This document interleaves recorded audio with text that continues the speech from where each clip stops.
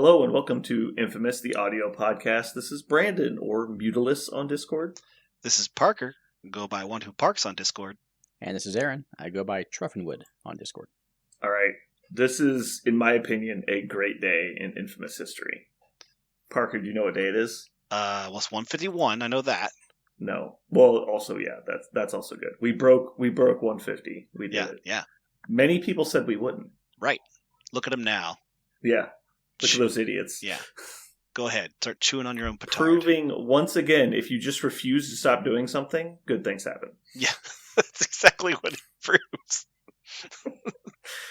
Just don't stop. They can't make you. I can't think of a single thing that's wrong about that statement. This country is built on one thing, doing whatever you want. Yeah. As hard as you can. Yeah. All right. What I was talking about, Parker, is that you're at the big 2400. Ho-ho! Down to 2,400 episodes. And he shall come again. I think it'll be perfect. Did you hear what we officially declared while you were gone? Did you listen to that episode? The one I was not here for? Yeah. Okay. So if you get to 2,500, it's shaved head. Right. You made that decision while I wasn't here, which exactly that counts. That was the punishment. Oh, that's right. Because there was one punishment I needed, right? Yep. Okay. Well, no, there's still one we haven't used yet. And so I'm going to use that used. I'm going to use that to add 100. But that got used. The punishment. I don't think. No, the third one ago did. I'm pretty sure the last one did. Anyway. Okay. All right. So I don't know how you guys realize this, but I just said okay. Like I know. No, I know you're defeated. Normally I'm quite absolutely not, never. I would rather die. But actually, I looked at myself the other day in the mirror and I went, you know what? Let's go and let this hang over my head. I'm going to let that happen. We're going to find out. Nice. We're going to find out how much I miss it. We're going to see what happens when Parker's truly motivated. Yeah. Nothing. Nothing. My decisions will be so thought out and there won't be any problems with them whatsoever, I'm sure. Yeah. The fun part is that Shocker might be your undoing because Shocker's on the release schedule now. So if Shocker is your undoing, that's going to be the best nail in the coffin. Or it could be sweet vindication. We'll see. Mm-hmm. All right. Jeremy is absent today. We'll come up with some fun punishment for Jeremy, and it will involve ants. I think it'll just involve him having to work on the weekends again. I don't know how we'll accomplish that, but maybe I'll pay one of his workers to call in sick, and that way he'll have to go and work on a weekend. He'll just be mad. Anyway, we have one actual announcement that's not trolling. We are starting a Patreon channel. You can go check it out. The link will be in the show notes. What you're going to get through the Patreon is access to our Discord and also access to our private Patreon channel in the Discord, which will be doing some fun things in the future. This is also going to give you access to the podcast as soon as it's done being edited, which will usually be about a full day early. But yeah, it works out to basically be $1 an episode. It's $4 a month. And it's so we don't have to run ads because I don't want to run ads. So if you want to support the podcast in any way, just go to the link and subscribe. If not, that's fine. It's basically a tip jar. We appreciate you if you decide to help. Thanks, everybody. All right, Parker, what do you got for us? Oh, we got some news. Hey,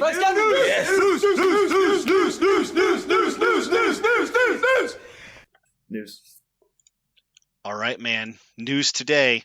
It's actually coming hot on the heels of our last podcast, literally moments after our podcast closed up. Gen Con people started leaking hot, sexy leaks coming out of Gen Con. And so all Thursday, Friday last week, they started running in, just like last time when we talked about the box and what was released. We're not going to go through line by line, word for word for each one of these guys. We'll kind of hit some of the highlights probably as we talk about some of their abilities. But if you'd like to, a lot of that stuff has been leaked online now. One of them actually got in a panel to play today. So we've seen a lot of stuff. We also got to see some back of some cards that were of note, and we'll talk about those as well. So a few backs of note that we got to see.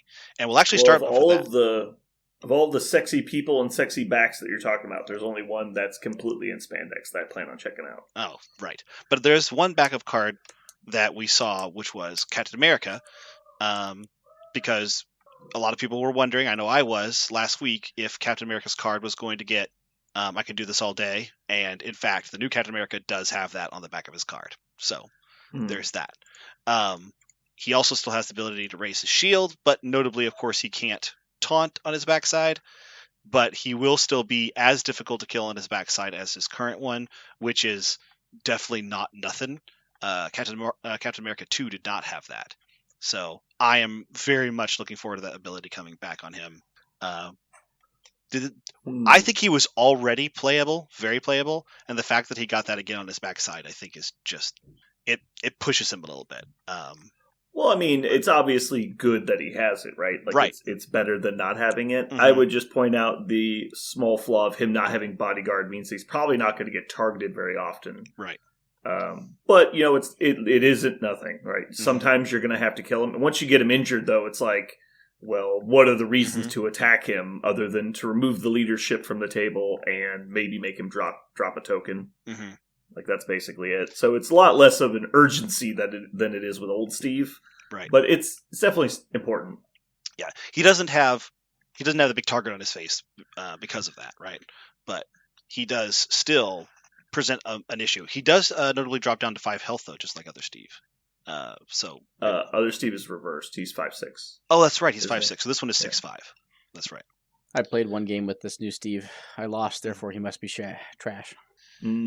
Yeah. That's too bad. He had one chance to be good. It was in Aaron's first game. Aaron, did you play him with OG Wolverine? Because that is the correct answer. I'm curious. I did not. Oh, I'm not gonna lie. Well, you saw it here, folks. Captain America 3 cannot even be saved with Wolverine 1. It's not possible. Wolverine OG is literally the very first thing I'm doing after I get that box is putting together Cap, and I'm playing OG and OG Wolverine and Captain America. I want to see if it works. I'm really excited for that. He's not even the most exciting model in the box for me. I just want to see if it fixes OG Wolverine. Anyway. I don't think you need to fix OG Wolverine. I think he's just underrated. Right. I don't think there's really anything wrong with him. No, there's not. But I think he gets real turned by this new Cap. So, anything else that we want to talk about new Cap? Not about new Cap, but I feel like we need to clarify. You're not allowed to say turnt anymore. I can do that. No. Okay, good. Aaron, when you're playing new Captain America in your test game, I'm just curious: is he more of a bruiser and a brawler? Does he actually get anything work done, or did you feel like he was still kind of a little pillow-fisted? He got work done. So, without going into a bat rep, I had to pick up an objective with him turn 1. And so he got just laid into by Bucky and Fury and Grunts, and he had to go back and retreat. But yeah, he got work done. Yes, the shield bounce is nice, right? Yeah, 5 dice. I think one turn he threw 4 attacks. But it's still 5 dice attacks, right? It was a lot better when he had the hammer. It was rolling 6 dice, but like 5 dice with a bounce. Okay, yeah. It was fine. It wasn't great, but it was fine. It seems like the number of attacks he can get in a game is very high. More attacks, more better, and he does get a bunch of them. The leadership's going to be more variable than I thought. Like, everyone thinks it's just going to work out perfectly every time. You don't get hits on every attack. You don't get hits, or you already got what you need, or your other 2 dice are skulls. And the only once a turn matters. It does. Yeah. So you're like, well, I don't need it now, and then the second time you don't get the hit, right? So you kind of want to use it while you can.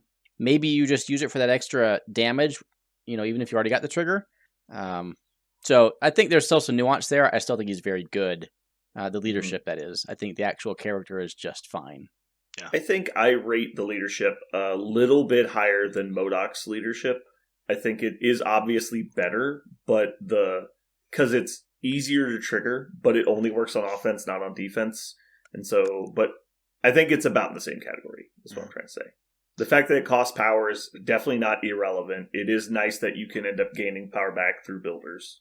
Yeah. Oh, like when I picked up the hammer and threw 4 attacks with the shield bounce, he had like 10 power. Turn 2. Yeah. He also took 5 damage. Yeah. But sometimes, like, he's got, 2 extra dice. Like, I still just straight up died. because 5 dice can just roll 0 blocks. Anyway, enough about Cap. Okay. Let's move on to his good buddy. James Bucky Barnes has a new incarnation, Winter Soldier Operative. He's 4 points now, not 3 points. What do we think about the new Bucky? I have a fun anecdote.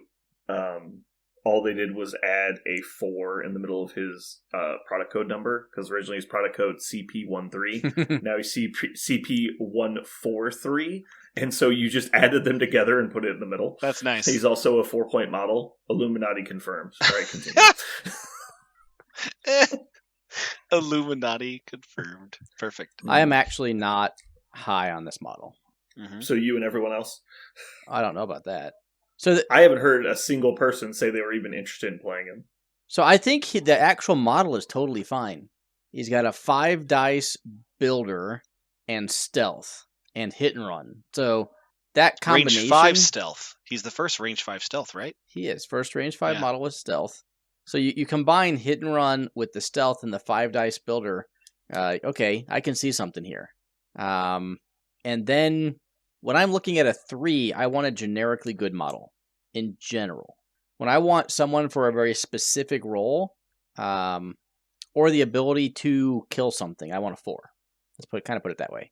Not to say that like Black Cat's a very specific 3. I mean, there are exceptions all around. But like Miles is a great 3. Like he's just totally fine. I don't want to pay an extra point for a totally fine character. My 4 needs to do something specific. Like Killmonger has a job on my team when he's there. My 4s take up valuable space, like Voodoo and Dynamo. Like these 4s have a reason, and they do their job extremely well. Like, what is Bucky's job as a 4? Like, it's pure damage, but it's still just 5 dice, no mods other than Spetsnaz. So he does something with the whole moving around, hit and run. But I'm not sure that I'm going to want to pay 4 threat for it. That's why. So I'm whelmed by the character. I'm not disappointed. I just don't see him finding a home in many lists. Unless they address some of the 4-pointers that they've released lately and bring them down to the normal power curve of 4s, I really don't see this guy getting played. Sure, there's nothing wrong with him. He's right on the. I don't dislike his kit. It's interesting. But he has this weird, I want to be far away and up close, weird combination of abilities. I like that he's got kill box. I like that he's range 5. But that's about where my like of the kit ends. Like, stealth and hit and run is cool, but it's like, I don't know, it's hard to say. Like, if he's moving forward to spend 2 power to hit and run back, like, what the fuck is the point of that? So, and hit and run becomes very invaluable once you have range 5. So now it's like, okay, you're going to walk up, do a red agent attack, and then hit and run backwards, but that's like 5 power. He's not doing that very often. He doesn't actually build power super well. He seems to be very power hungry, because you want to have Killbox online as often as possible. And there's no question that Bucky was one of like the standout 3-pointers in my opinion. Like the amount of damage Bucky can put out while bringing unique effects to the game with like I've got your back and range 5 rapid fire. He was such a valuable like backliner, and now it's like he's lost that because now he's like, I don't know, weird and like kind of in between. He doesn't have a strong identity, but I like his abilities. He does. He's kind of got one of each thing, right? So he's got an AoE shock, which is interesting and not nothing. If we talk about how much we like Crimson Dynamo is ostensibly his power on a stick, but we always say he also helps with the AoE shock. He has an AoE 2 shock. That's a lot of shock potentially. And then, but it's not guaranteeable. It's random. So even if you were playing him with Steve, it's not guaranteed that triggers. Yes.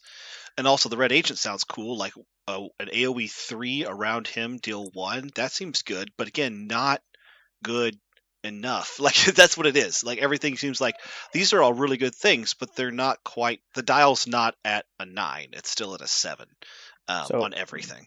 I like what you said, Brandon, about he's not on par with some of the more recent 4s. I actually think the character is perfect. The problem is they've made other characters who are imperfect. In other words, too good for their points, and you take them, right? Because everything in his kit just works. It looks good. It's just not, if you're going to splash, if you have 4 4s to splash in your list, he's not going to make the splashing, probably. Yeah, I might not have explained this well enough, and even though I rambled for a bit, I think that, like I said, his kit is good. I don't dislike the kit, but because he doesn't have a strong identity in what he does, he's never going to be something you reach for. Because when you're reaching for models, specifically out of faction models, you're looking for somebody who does something. Like Sabretooth and Wolverine, the new ones, do damage. Logan does the most damage, and Sabretooth does the most, impact damage. And then, okay, so outside of that, who does the most mystic damage as a 4-pointer? So you can, maybe reach for Psylocke or somebody. There's a lot of reasons you'll pick these people out, but because he's not even the only 4-pointer that has Kill Box and Hit and Run. He's not even the only model that has those 2 abilities. So it's just what are we doing here? I like the model, but he's not standing apart from the group. I think he is balanced. I don't think he's bad. I don't think he's too strong. He's exactly like you said, right where I think most 4s need to be, which is relegated to not getting played, probably. I'm intrigued with his 4-3-4 stat line and 6 stamina. I mean, maybe you hit and run forward. I don't know. There's something there that I probably will never test out. Let's put it that way. He's actually kind of decent against a Wolverine, because you can trigger Kill Box when he places, which is funny because you can make shit blow up right next to him. He's 4 physical and gets to reroll a die against people within range 1 of him, and the places in a May on Wolverine's attack. So you're getting 4 dice with a reroll versus his 5 dice with 2 rerolls and a pierce. So you're probably taking damage, but he's probably not one-shotting you. And then he's going to place, you're going to kill box him because he just gave you a bunch of power. And then he's probably going to attack you again. He probably dazes you, but it's not guaranteed. And then you can kill box him again. And if you get to activate, you red agent him. And I think it's actually pretty cool the amount of instances of damage you can do to somebody who relies on exceptional healing to stay alive. And so I think there's a cute little back and forth between him and Logan specifically. Not to mention the hit and run makes it hard for Logan to ever attack him twice. But if you wanted to hit and run and bury yourself into him, you get the reroll. Yeah, I think this is going to be one of those guys that you'll see every once in a while by people who just I like Winter Soldier. I love his model. This character we talked about it when we talked about our favorite comic book movies. This character is one of my favorite characters to come out of the MCU design wise. I love what they did to the Winter Soldier. It looks awesome, and his model looks awesome. I think I'm going to play this just so I can put the model down in the field. But I think that's how you'll probably see it. Is people who really love the Winter Soldier, love this model, they just want to see it down. And I think we all agree, he'll do something. He won't do nothing. Yeah, he's not going to let you down, but he's not going to also win the game for you, probably. So, Parker, what affiliations do you think Winter Soldier Operative is going to be in? There is a tactics card with 3 affiliations on it. What I don't know is if those are the 3 affiliations he is going to be part of or not. Is this a bad guy Bucky? I think it's supposed to be bad guy Bucky. Yeah, I think it's supposed to be bad guy Bucky. All like you said, we'll talk about his card later, but it does have 3. Or do you want to talk about it now? No. It does have 3 affiliations on it. My guess is we'll see it in all 3. That's my guess. Just those? I think we'll see it in all 3 and just those. This is supposed to be the bad guy. He's got the mask on, right? So I think this is supposed to be bad guy Bucky. Okay. Not well, also, Bucky. I think Operative kind of implies that he's not, working with the Avengers yet, or S.H.I.E.L.D., or whatever you want to call it. Right. And then if you just read his abilities, it's just more fighty than the other. I've got your back is generally more of a shield type ability, and conveniently another shield person also has the ability. So it just feels like it's kind of intended to be this is the bad guy, this is the menacing Bucky. Sure, but who knows? We'll see. Okay. What's next? The next one is the Spectacular Spider-Man. A lot of people got really excited about this guy when he was shown. He also got a panel to play today. It's worth noting that they mention what like era this Spider-Man comes from. He's like teenage Spider-Man, and they make mention in the panel of the play that he will likely be a Shield operative. And because I'm the lore guy, I went in, and the only universe that Marvel's website says he was ever a Shield operative in is actually the television show. Because there's a Shield like television the show. Old animated show? No, or there's a Shield television there's show? a new television show that he was a part of, and he was a Shield trainee along with a bunch of other Marvel characters that they wanted to represent in this. I think it's a Shield show. Maybe it's a Spider-Man.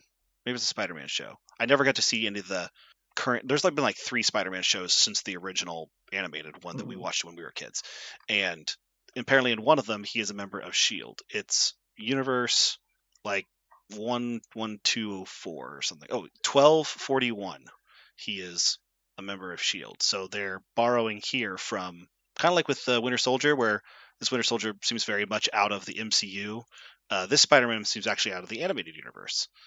Maybe there's a Marvel comic out there. I thought like the Ultimates universe, he was affiliated with Shield. He talked to Nick Fury a lot. I don't know if he was ever. I've read them all. I don't remember him ever being an official agent, but he is affiliated with Shield most likely, according to his panel to play.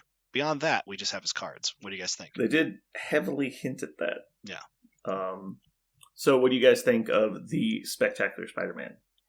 I think he is an on-curve to slightly above curve 3 that meshes perfectly well with the other 3s in Web Warriors.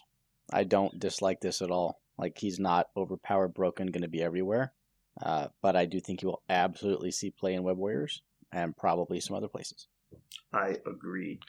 I think he's got I feel like they did a really good job kind of melding the 5-point and the 4-point version, but also putting it like on a 3-point chassis, so you don't feel like they just smushed them together and made them better because they're combined. They like took some of the things from one, took some of the things from the other one, like the spinner and the place from the big one, and the throw and some of the basic attacks from the 4-point one, and now we have this one again, like you said, Aaron, on a not really a tissue thin, but definitely a Web Warrior 3-point body, which is they basically took the 4-pointer and the 5-pointer, they poured them into the same bucket, and they just skimmed off the top, and they're like, this is what we got. I think it's as if Gwen and Miles had a baby. Yeah. Well, he doesn't really do anything Miles does, right? He web swings, that's true. Kind of, yeah. Web swing and spider sense. Yeah, but that's all Peter stuff, too. Well, the big Peter is like enhanced spider sense, whatever it's called. Well, regular Peter has spider senses, and then Big Peter has web swing. Cool. Anyway, I like his proportionate strength of a spider compared to a human ability to throw enemy humans. Superpower. That's really long in name. That's the most surprising thing on this card to me. Like, that upping the size. No, upping the range. No, it upped the size. It upped the size, not the range. The range is... Yeah, original Spider-Man could only throw at range 2, I think. No, it's... he could throw at range 3, but only up to size 2. But he could throw terrain before. Yes, this is only characters, not terrain. Yeah. He throws terrain with the spinner. Kinda. But I mean, I would rather have webline, but this is pretty sweet. Yeah. Only webline because it only costs 2 power. Sure. If I was going to be spending 3, this is obviously better. Yeah, I just think range 3, size 3 throw is extremely rare in this game, and highly probably undervalued based on how rare it is. People just don't expect a lizard to get picked up and thrown from such a far distance away. Yeah. I love that they made a medium move. I think it was really important because this kind of kit on a long mover would have felt a little impressive, and I really like that they took that away. Yeah, they don't need another long mover. Right. That would have been too much. Right. There is one thing. Go ahead. I say, what do you think about the only gainers that he has on his build, coupled with the 2 superpowers he would love to use each turn? I think he's definitely balanced around it. It gives him consistency, but not everything he wants, unless you oblige him power, right? So you have to. You as an opponent can't be super proactive about all the things. You're not going to get to do all the things, like you just said, right? Unless your opponent is attacking you. Well, I think it's important to realize that Web Warriors and probably most factions that are going to play this guy are playing not only cubes but Infinity Formula also. Mm-hmm. So there's probably a 1 in 3 chance that he's going to have more than 3 power a turn. Yeah, and he would love to hold on to extracts, right? He would be just fine with that. I think one of the very first things that maybe you said, Brandon, that this is what I would have loved to have seen in the first base box from Spider-Man. Being a huge Spider-Man fan, if this was the Spider-Man I got the first time, I would have been playing him constantly. Mm-hmm. Because the first Spider-Man felt very much a control character. This one feels like he's a cool, plucky, bouncing mesh of control and a little bit of fighty, which is what I wanted to see out of my Spider-Man. However, one of the things that I thought of as soon as I saw him and the initial wow wore off is I thought about just how hard it must be for AMG and their design space to keep making things with a proportionate speed, strength, and of a spider. Like, it's just, they all have exactly the same power set, more or less, with a few exceptions. They're all so similar. Mm-hmm. Like, thinking about Scarlet Spider coming out soon, when he is literally a clone and in almost every way similar. He was actually the character that introduced impact webbing to begin with, and they gave it to other characters first. And so I'm like, how are they going to differentiate Ben Reilly from all these other Spider people? And I feel like they just have this bucket of the same, like, 8 effects that Spider people have, and they just kind of shake it and let it roll out every time they make a new Spider character, because it's just kind of arbitrary to make Gwen the one that saves people, to make this Spider-Man the one who jumps but doesn't get 2 power when he jumps, 2 extra dice when he jumps. Like, it's just, they just kind of have to pick because they can't make them all perfectly identical. Yeah. I think it's just important to realize, like, I know some people have actually been complaining about this, and I think it's important to realize, like, they literally have the same powers. Yeah. Like, thematically, and so, like, it totally makes sense. Like, if you look at all the Weapon X people, all of the Claw people have Pierce and Bleed on Claw Slash at 5 dice. And Regeneration. And, like, it's like, yeah, we get it, you're the same people. And most of them have, like, a pseudo charge, and it's like, yeah, we get it. Like, and so I think it's good, because it lets you kind of season to taste. It's like, well, what kind of Spider-Man do you want to play with? Mm-hmm. And so it gives you the ability to choose exactly, like, dial it in. It's like, well, I want 3-point Spider-Man. I want beat 'em up Spider-Man, so I'm going to take the 5-pointers. Like, I want, an extract stealing Spider-Man, so I'm going to play Miles. And so I think it's actually good for the game, because it lets people play their favorite characters while also, like, playing their favorite play style. Like, they can really play the abilities they enjoy. I chose my words specifically when I said it must be difficult, not wrong, right? No, yeah. Like, they should I don't think they should absolutely. I'm just saying that for the people that don't believe that it's good. Yeah. I like it a lot. Yeah. I also I don't mind, some people might have kind of lose their shit that he's S.H.I.E.L.D., but I actually don't mind that either, because S.H.I.E.L.D. doesn't have, to my memory, a flippy, dippy, dodgy character. Like, maybe they shouldn't, but I don't mind that they do, for exactly the reason you just said, that if you don't want to play S.H.I.E.L.D. where it's all humans that stand there and shoot guns in a gun line, vertical or diamond shaped, whatever you want to pick, that's what S.H.I.E.L.D. could be right now, right? You're like, well, I want the ability for one of my guys to flip and dodge, do all kind of other cool stuff with terrain. You're like, well, that doesn't exist in S.H.I.E.L.D. at large. So I don't mind that they're putting a Spider-Man in different factions so that you can experience this kind of stuff. Now, I'm not particularly excited about being in S.H.I.E.L.D., but, Right. As an example, it's S.H.I.E.L.D. apparently right now, but you're right. It wouldn't have to be.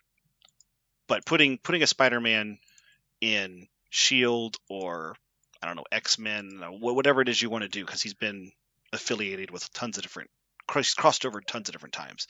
Like, pick one. Yeah, Spider-Man's been in fucking everything. He's almost Wolverine levels of everywhere. Right. All right. What is next? Next, boy, is Crossbones. Oh, God. And Aaron and I are super excited for this guy. I'm excited to find out, because Aaron, you and I didn't get to talk about this. I came to this, you and I passed like ships in the night to Brandon, because Brandon heard how you felt about Crossbones, and then you left, and then I showed up and started talking about how much I love Crossbones. And by that point, he was done, and he was just like, yeah, Aaron likes Crossbones too. You guys can shut the fuck up about Crossbones. And I was like, okay.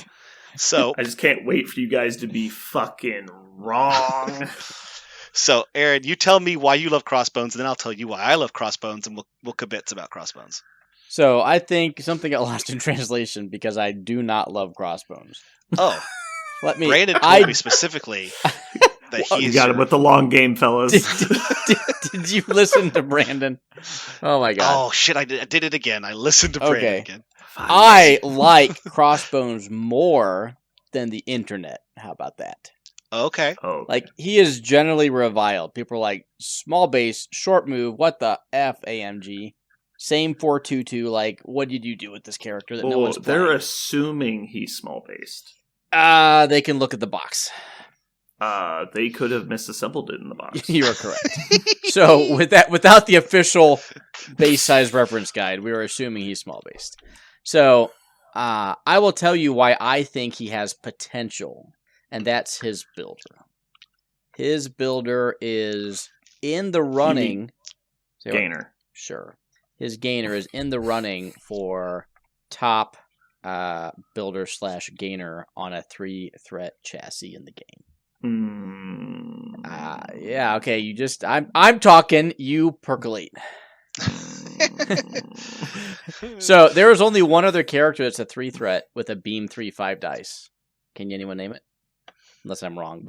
Viper. It's got to be Viper. It's not Viper. It's not Viper. Now you got me. Okay. War Machine. You are correct. Yeah. Otherwise, all of the beam 3/5 dices are 4-threat. Like, that is a 4-threat package. Then you add a conditional pierce onto that. Like, yes, please. It's also energy, which is a better type. Yes, it's a better type. It has a condition. I say all pierce are conditional, but I use that to mean that the wild and the skull. Yes. Yeah, extra conditional. So yeah, that just gets me at least half a stock right away. Like, okay, so I've got a 3-threat with inured to pain, or I can take it, whatever this guy's called. I can take 6 it, yeah. health. Like, he's pretty damn chunky. Just ignore the 2/2. And if you attack him, great. You're attacking my 3. If you don't, I just beam you for 5 dice, and then obviously you can add on to that with whatever other, rerolls or extra dice you want to with your beam attacks. That hopefully you would be synergizing with if you're bringing this model. Because I really think if you're bringing this model, you need to have a plan for his beam. Because unlike his predecessor, he has hit and run to help set it up. Now, are there things I don't like about the character? Yes. I think this character is at the very top level of that offensive potential, but at the very bottom level, with obviously his 2/2s on defense and his short base medium move and lack of charge. I would much rather hit and run be charge. But you displace him, and it's just kind of game over. Like, with all of the characters, there needs to be a weakness. So I really like the design AMG did by giving him like way above the curve facets, and then way below the curve facets. This is not a model you can just plug and play. This isn't Gwenpool. You don't put him down and be like, oh, does everything just well. So you have to try to leverage the good parts of his kit while mitigating the bad parts, while your opponent does the opposite. And it's those mini games within the game that I love. So I think this is great design for a character, even if at the end of the day, it ends up just being about average. I have a take I would really like to deliver to you guys. Sure. And then I want to go. Yeah. So first, before my take, I want to say kudos for using his old costume. His old costume is great. Yeah. Second, I want to be very clear here. This is not a statement about the model's effectiveness in the game. This is a statement about what my opinion of the perception of the game design of this model is. And so I feel like this is the devs saying, I told you a 4/2/2 with 6/5 hit points is good. Watch how good this model is. And it has, like, I don't know if he's good or bad. I personally have no opinion. But the fact that he has the exact same stats as the last Crossbones, when everybody's like, he's terrible, is definitely like a we are gonna die on this hill kind of situation for me. Do we know that he's 5? And I love it. Do we know that he's 5? Could he be 6? Yeah, he's 5 on the back. back. We know he's 5. Okay. I'm looking at the card. Yep. Okay. It's on MCPDB. Okay. Yeah. So his basic attack is obviously premium. Aggressive is fine. Hit and run is okay. It's much better with a beam. And then I Can Take It is much worse than Inert to Pain, but it is fine. If he had Inert to Pain, I would actually be on board with this guy being really good. Because damage reduction 2-0 when he effectively has infinite power because he's got a gaining beam would be sweet. So I think... Go ahead. I was going to say... Ooh, me go. That your comparison to War Machine, I'm really glad you brought him up. Because the first thing I thought about him was his design space. He had that beam. I love War Machine for one thing, the number of attacks I could take. I want my models to all take more attacks if they're a 3-pointer. I want my 3-pointer to hit higher than the 3-pointer because he's doing so many attacks, so many opportunities for spikes and good variance. So the problem with War Machine, the reason why I really tried to play him and I just stopped is because the ability for me to actually get that number of attacks was so bad because my opponent just didn't give it to me because he always had to spend a movement. He had to. And so I could never double tap. I could only get one shot on his beam ever, and it was terrible. Even in Captain Sam, where every once in a while you might get a situation where somebody kills somebody, then I have to have the ability to heal and move War Machine and not somebody else for the sake of the game. So it was not as easy as I thought to reposition War Machine. Along comes Crossbones, and he has everything I want out of that package. He's got hit and run, so I can maybe shoot 2 people or 1 person and then move and then hit again to get more attacks. He's got aggressive, so it's harder to displace him, unlike War Machine, where he's instantly displaced by everything. At least this one can't be displaced by the attacks. Again, more movement. And the same level of DR, not quite at the same level of dice, but I don't mind as much. I really, really, really like this model. Also, he has a size 2 character throw on his spender, which is, in my opinion, 8 dice for 4 with a throw is super valuable, especially when he's going to have so much power, most likely. He's going to get to use that spender, and it's a valuable spender. Unlike his old one, where you kind of didn't want to do it. You just wanted to keep spending for his dice buff on his builder. So I really, really like this Crossbones. I'm crossing my fingers and my toes that he's still in Criminals, because I'm very excited to put him in Shadowlands or MODOK. I think he cooks in both of those. Really strong option in either of those. You know you're not allowed to roll a wild and change a die to a skull, right? Fine. I'm fine with that. I know, it's just like the interaction, I would like to turn on my Pierce, but I can't.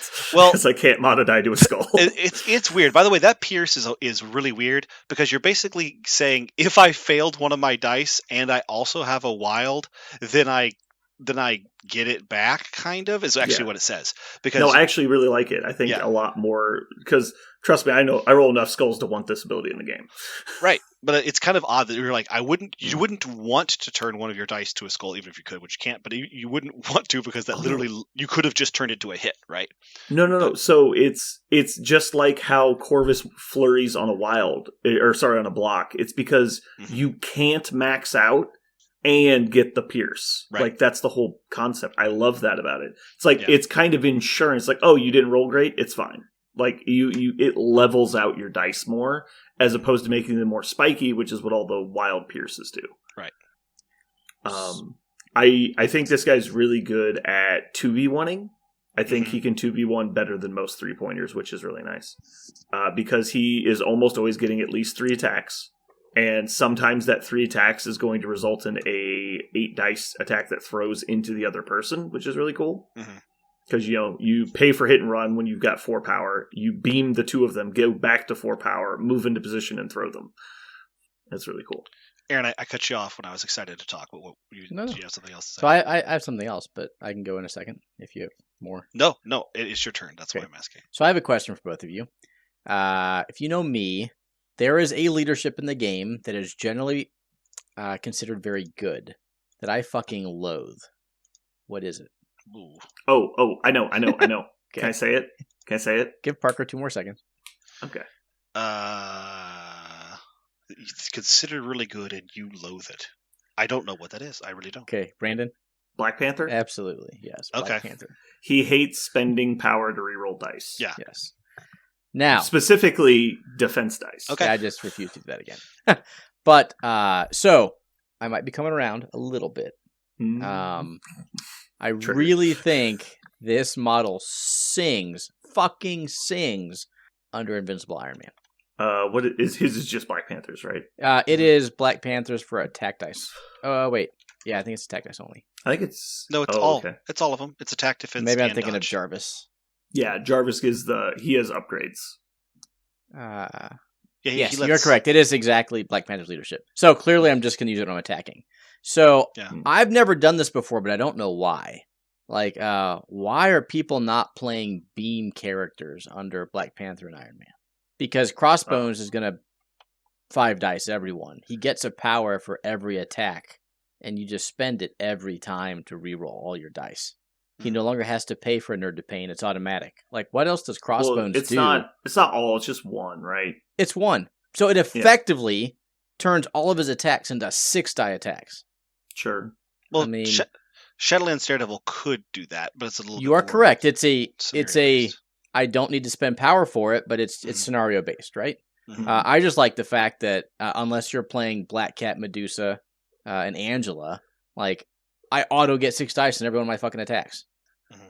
Like I think at that point you'd be better off playing characters that already have good dice, like Black Bolt or like Sentinel Prime. And so then you're getting more instances of rerolls on the same attack to like max it out, basically. Well, those are very expensive characters. They are. What could I push with all the 3s? Like, what if I do War Machine you also and have Crossbones and Vision under Iron Man? But you have to get affiliate. So we now have a new ability to get this leadership. That's where it used to be only in Wakanda. Yeah, War Machine is S.H.I.E.L.D., isn't he? Yes, he is. He is. So that squad is totally viable and legal. Anyway, clearly needs testing, but everything I said about him being one of the top, 3-threat builders, one of the top builders in the game, how can I then triple down on that while I play it in S.H.I.E.L.D.? I use Stark Armory, which is a card we'll talk about in a second, and all of a sudden, who fucking lives through that? I don't know. Seems really good. Mm-hmm. It's one of those things that it's one of the ways I love to play the game, which is you don't actually. This is a character does not necessarily unless you get really bad spikes, really good spikes rather. They get bad spikes, but he's not going to put down characters very quickly. But you're going to do a lot of damage to a whole squad, and so all of a sudden on turn 3, all their models just start falling down because he's done 3 damage to everything, and you're like, oh shit, my whole list has lost 3 damage on everything, and that's when all of us you just do terrible turns where you get no scenario points, your opponent gets them all because they were able to daze everything simultaneously. I like characters that create that kind of situation. He does. Are we ready to move on to the next guy? Yeah. And the next guy is a girl. It's Black Widow. Sorry, the Black Widow, which I love that they distinguished her from the others by just putting an article in front of her name. But the Black Widow, Natasha Romanoff, is now a 4-pointer. We'll point out this is the poser version. Because she's doing the pose on the backside. Yeah. Poser. Yeah. Super cool model. She's bashing a bunch of Ultron bots, which is just super cool. And then, of course, got her new and improved. I know what I think about her. I think most models are improved by doubling their point cost. Okay, Parker, go first. Well, I need an 8-point cap. Well, that'd be awesome.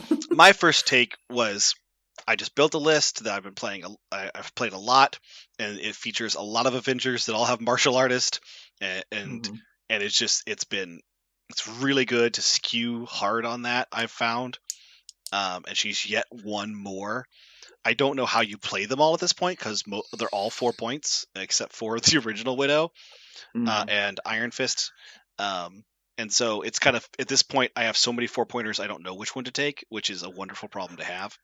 So if you want to, you now have kind of, we were talking about Spider-Man, you kind of have your pick of what kind of martial artist 4-pointer in Avengers do you want. And I think this one is better than the ones I've been doing. I think the other ones are strong, but I think this one is the best version of that. And the main thing is just all that matters is the mission is huge. I think it's amazing. A very, very tilting ability that makes her one of the best extract faults in the game, because even if you finally do crack that code, you don't actually crack the code. It's not where you wanted it to be. I actually think she'd be fun to try out in Web Warriors with the success of Spider-Woman. She has a lot of the same defense, and She so does. you can just like have threaten picking up both of their back extracts with your 2 long movers that have stealth and martial artist. And it just seems, and then if they actually down her, you get to place it so they can't immediately pick it up. Then you just go get it with somebody else. Mm-hmm. And so they have to like down 2 people in a row to actually pick up your extract. Let us not forget that she has 2 wild before damage is dealt premium defensive effects. She has before damage is dealt shock and before damage is dealt stun. And they're not on spenders. That's big if you're trying to play the defensive game. Yeah. It's a wild, but it's still amazing when it happens because it gives you that much more survivability. Because that's what I found when you're playing the martial artist build or the Web Warriors kind of. Well, you're doing this kind of game where you're just trying to fend off all the attacks. Every little bit helps because when you can stack all those effects on top of each other, eventually your opponent goes, "Why didn't I do any damage?" You're like, "Well, you were shocked, you were stunned. Crimson Dynamo was nearby. I have martial artist and Cable buffing my defense," and that was 3 models now. Is all that took. And what were you going to do at that point? And you're like, "You're right. I really didn't have any options, did I?" I go, "No, you really did not. It was not an option for you to kill the Black Widow in this game." I'm actually most intrigued by her spender. So she only has 1 active superpower on her card, or it's technically a reactive superpower, which is Blade's reroll, which is really effing good. Especially it's really martial artist character. It's really good. Like player under Steve 1, and she's paying 1 for full rerolls. She turns into ASM defensively at that point. Except she can also reroll skulls, so she's, other than energy, better defensively than ASM for 1 power. So much better, because martial artist is huge numbers of blocks on your dice. Yeah. Well, so I always assume that my opponent is going to be able to position such that they will not be able to take advantage of martial artist. Or I will not. Because if they are literally going to attack me within martial artist range, then I think they're making a mistake, and I'm going to count on my opponents to be better than that. You know what usually happens, though? I found when I played a bunch of martial artists, they give me it anyway because I just sit on the backside of a secure. And they go, "Well, if I'm coming this far, I might as well just go get the secure also." They feel like they have to get on the secure with me. You need to play better people. Maybe. Well, it depends on what their priority is. If their priority is contesting the point and the attacking you as a secondary, then obviously they're going to contest the point. But if their goal is to kill Widow, they know better. Yeah. Every situation is different. I agree. But yeah, double moving her to stand next to them, basically saying double attack me into my you can't do damage, or it basically move staggers away. them. Yeah. And granted, they could always just explode dice and you could flub. So roll and pray is not a bad strategy, but sometimes it's all you got. Anyway, I like that they kept the old adage that she is easiest to kill by between range 3 and 2 with energy. It's like the way you kill her is the same way you kill Widow 1. So anyway, goes back to my original comment of I love her spender. 7 dice, free medium move with finisher that gives a 5 dice builder full any reroll including skulls. That's baller.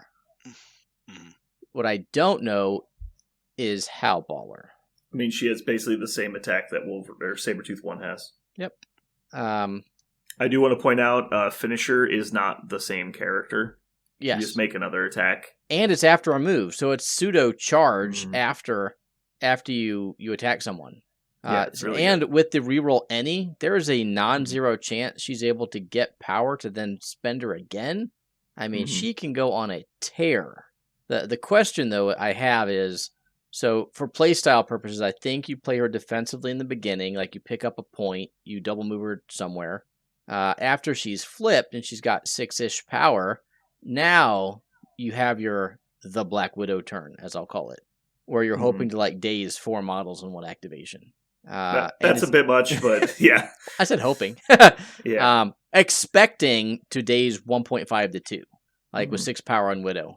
If my goal is to spend her twice, it's either going to happen and I'm just going to murder 2 people, maybe get a third one, or I'm not going to proc finish her. I'm going to do 0 damage on the first attack and just be a wet noodle.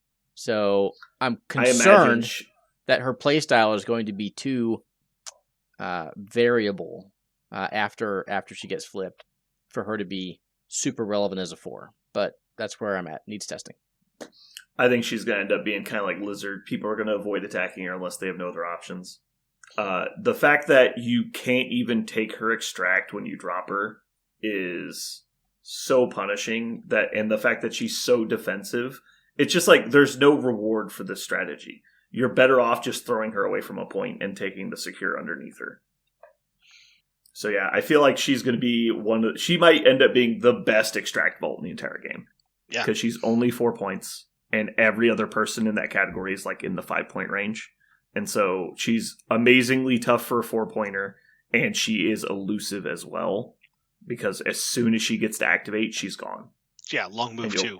Probably never see her again. It blew me away they gave her a long move also. That was the part that I feel like is the craziest thing. She is going to be in so many lists planning to just double move and take your back point, and it's going to be frustrating. Like, it's going to be a whole new turn 0 play where it's like, first activation, or like bottom of 1, you picked up the middle, I pick up one of your backs, and there's really nothing you can do about it. Other than just kill her. You have to kill her, though. Like, that's not guaranteed by any means. Because, you're not going to know necessarily which side she deploys on, because she'll just deploy last. Yep. So you have to set up someone who can kill her on both sides of the board on an F deployment. Also, she has the thing where, with calculated risk and martial artist, she's better than your dice as long as you're attacking her with attack and mystic. If MODOK attacks her, the dice actually favor her, which is nutty. He won't be in martial artist, but yeah. Right. True. He would have to stay away but from again, the secure, we're talking though. about she's going to have fallback available 90% of the time as well. Right. So you're basically going to have to one-shot her. Right. And even if you do kill her, you're not getting the point because she places it. Right. Sure. No, you're using their play to set up your longer term attrition, right? Mm-hmm. Maybe you don't kill her turn 1, but if you have prio, maybe you kill her first activation of round 2, right? The whole dive your enemy's point is obviously a strategy people have done. I mean, I've had people do it with ASM, and I just like, okay, incinerate, die. Other times, right, so, I can never kill that dude. So every game is different. Yeah. I think it's. I'm not talking about getting your Ds. I'm talking about like even an F. Fs. Yeah, or even like senators and stuff. Anything that's just past center line, like it's going to be frustrating. And there's a lot of characters that don't have beyond range 2s, and so you can counter deploy a little bit depending. I'm not sure I value that on a 5 or 4 threat model. Like I need that model to be able to do stuff afterwards. And that's where she's just a little lacking. I think the model is totally fair, fine, and balanced. That's the thing I like about her is because she forces your opponent into trying to kill her. If you are doing a play like that, in the worst case scenario, they actually manage to daze her. You pick up the extract with somebody else. Start next turn. She's got like 8 power and just double spenders and probably dazes 2 people like we were talking about. And so like, oh no, like basically. And then they still have to kill her. Like she's still hard to kill and she's going to keep doing that kind of shit. Okay, time will tell. Does she get to play professionals where she can steal extracts? I believe that's Natasha. I think it is too, because they came out with the second version of her. Once again, you should never play that card, so don't bother. I don't necessarily think it's a good card. It's a horrible card. It is Natasha. I don't really remember what it does. Okay, so the Cliff and her both spend 2 damages. If he damages a character while she's within 2 of them, you transfer 1 asset or civilian to her. That's not terrible. It's not. I mean, you have to play, Cliff, and he has to damage with an attack, so it's not great. I mean, I would play the card if that situation ever presented itself in game. I'm never going to include it in my 5 to try to set up that situation.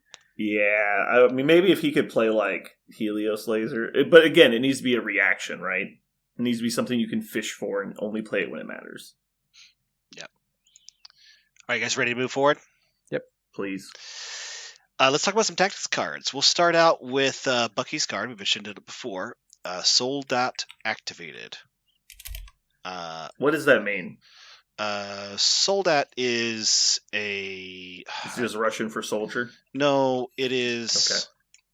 Okay. I think it's it's not an acronym. It's I mean, it's soldier in many languages. Yeah, it's soldier in Danish, That's German, nice. French, Norwegian, Romanian, Swedish. Okay, I was wrong. I thought it was an acronym or like you take two words and put them together, but no, it's just soldier. You're right.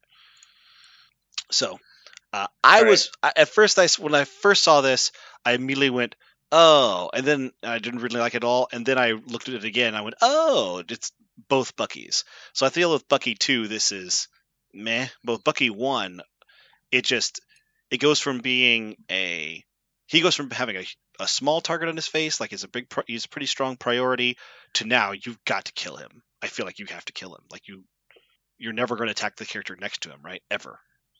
Bucky, I have a question. Go ahead. What's the third affiliation? The picture I have is super glared. Hydra. So it's Cabal, Criminal, and Hydra. Mm-hmm. You play it with Bucky, and he gains the new power. Costs nothing. Mm-hmm. And it's an allied character within 2 of him. If they're not what does it do? If you attack a leader within 2 of Bucky, and that character is not dazed or KO'd, he can spend 2 to do a builder attack on the enemy. So he's got your back. Yeah, basically got your back without them dying. He can still do got your back when they die, but without them dying, he gets to do it. And then the allied leader gains cover. Yes. When this character begins an activation within 2 of him, the leader gains a power and removes. So when you activate Bucky, the leader gains the power and removes the damage. So it's Chimichanga. No. Bucky gains the power and removes damage. Yeah. Oh, this character. Sorry. Yes. So Bucky gets Chimichanga when he activates close to a friend. Huge for the first Bucky. Second Bucky, fine, but enormous for the first one. Just everything he wants. So much so. And you can play till the end of the line, which is cute, because then you have cover and 7 defense. No, because that's not Cabal, Crimson, and Hydra. Yeah. I thought it was not... The leader has to be active. Because Sam wouldn't get cover, right? Yeah. Sam / you could not do Soldat activated if you're playing Sam Avengers. Or Cap. Yeah. Yeah, but till the end of the line it's unaffiliated. Oh, you would just have to have Sam on your list. Yeah. Yes, then he would not get cover. He wouldn't get cover, but Bucky wouldn't be able to be moved, which would be cute. Sure. Cool. All right. You think it's playable, or you think it's just cute? I think it might be playable in the new... I mean, you could do it with the new Hydra, right? Like, he gets an extra tactics card. Might be worth it. I don't know if it's great with Strucker, but getting the benefit of Strucker's reroll has always... Like, Strucker... sorry, not Strucker, but the new Zemo. So, Zemo. Master Strategist has always been strong with Bucky nearby, right? Getting a single reroll on his attacks is enormous because he just does so many. Your opportunities for that one to turn into damage over time is crazy. It's the reason why I played him in Shadowlands Daredevil. He was attached to SSD. So, or SDDD, whatever it is. PSD. Yeah. So, I think the ability to also, you can still do it with Shadowlands Daredevil now. On top of that is amazing. The problem is, of course, is just kill Bucky, right? He already had a target on his face, and now you just kill Bucky. So the only place I see you, I'm looking at the leaders available. I don't see you playing it with any of the Hydra leaders, except for maybe Red Skull 2. But I don't see Strucker and Zemo, even though the extra reroll is nice. It's like, why are they, like you said, why are they attacking the leader? It doesn't make sense. And so then going to criminals, I think MODOK's the one that makes the most sense, but then it's like, why aren't you just sacking to Bucky anyway? Or I guess you get to pick between it and see if you want to take the hit to get the extra attack from Bucky. But then again, they probably just attack Bucky. The only one I think it makes sense for is Malekith and Cabal, because giving Malekith cover or forcing people to not attack him to attack Bucky first seems good. You can base... Oh, I see. Yes, I like it. Sorry. I don't know why I didn't see that. Yeah. So you can do your normal, Malekith goes up, first activation, you put Bucky where Mal's going to end next turn, and then first activation next turn, you play Soldat activated, and you land Malekith right there, or you use the leadership to move Bucky up so that he's in range to play it. Or not play it, but it's always on, but... sold out activated. Just to move Bucky within range. Yeah, because it's a permanent card. Yeah. But yeah, so you use the Malekith leadership to move Bucky to within 2 of Malekith. And you're like, okay, Malekith has cover. Or you just attack Bucky. I'm cool with either. And then, I feel like that's the only place I see this getting played. But I might be crazy. So I had 2 uses for it. One is with Red Skull 2, because he is a very fragile leader. And what this card really says is Bucky gains bodyguard. That's really all it says. In which case, there's actually more of a case to be made for Bucky 2, right? Because he's got stealth. Well, you're still going to take the hit. So no, they have to actually... Oh, yeah, you're right. Yeah, because he doesn't actually have bodyguard. He doesn't have taunt. It's just like taunt. Yeah. I'd taken the analogy too far in my head. He did. Yes. I like it. So he's got stealth, so you're always going to get it. And if you're within 3, then they're incentivized to attack Bucky anyway, instead of letting themselves get shot and give your, Red Skull cover. In which case he's got the 4/3/4 stat line with 6 health, so he's not a chump. Yeah. But I really see this card as being a don't attack my leader. And I like Red Skull because he is the weakest defensively of the leaders, right? That people want to attack because of his offensive output. Yeah, and I have no problem with that. Like I said, I think that's a good strategy. The only thing I don't see you valuing that worth putting Bucky in your list. Sure. I feel like you would just put a bodyguard in at that point. I also really, really don't like anything that requires me to be within 2 of a character. I hate cards like that because I value my positional flexibility. Sometimes Malekith needs to go left. Sometimes he needs to go right or middle. Like, games are fluid and dynamic. I don't like having other than turn, 1, sometimes there are some quote-unquote set pieces where where your models are going to end up. After that, game's a mess, man. So I personally would probably only bring this card on an E, because I know my characters are going to be somewhere around there. Having said that, I can see some other people like putting in the reps with this card and getting really good at positioning and making it worthwhile. Go ahead. The final thing I want to say is this card lets Bucky 1 Hydra Tactics turn 1 off of, say, Malekith to then double tap the middle because he gains power when he starts his activation. So I think that's not bad. And he can even Hydra Tactics off of Red Skull too. I mean, it doesn't matter whatever your leader is. Well, then, he'd have to be far enough back, which is probably unlikely. What do you mean? Oh, you mean because you're just going to do him first? Yeah, I'm going to go Bucky first. Like, you go and you pick up the middle, whatever. Yeah. Like, okay, Hydra Tactics, quad shoot you. Yeah, I guess that's true, as long as you're not doing a mission where, like, Red Skull needs to go early because of Eyes plays. But yeah. So there are a couple different cases for the card. As somebody who crutches on Bucky a lot, and I purposely got away from him because I just wanted to experience more of the game because all of my lists started with Bucky or Ghost Rider or both. This card, and also playing Bucky, I was constantly playing them within 2 of somebody. I have no problem at all tethering Bucky to the leader and that being the person he's within 2 of because it gives him that flexibility. Red Skull is amazing for what you just said. He has a medium base. With that medium base, you can easily target anybody on a center line. On turn 1, I played him in Inhumans because he had the ability to get a power and then hop off of Lockjaw. And they were great buddies because both of them wanted to be within 2 of each other to get all the things both of them wanted in the world. And I feel like this does the same thing, but it turns any of my leaders from Shadowlands Daredevil to Red Skull 2 into the same thing. I'm going to play with this card a lot. I'm really very excited.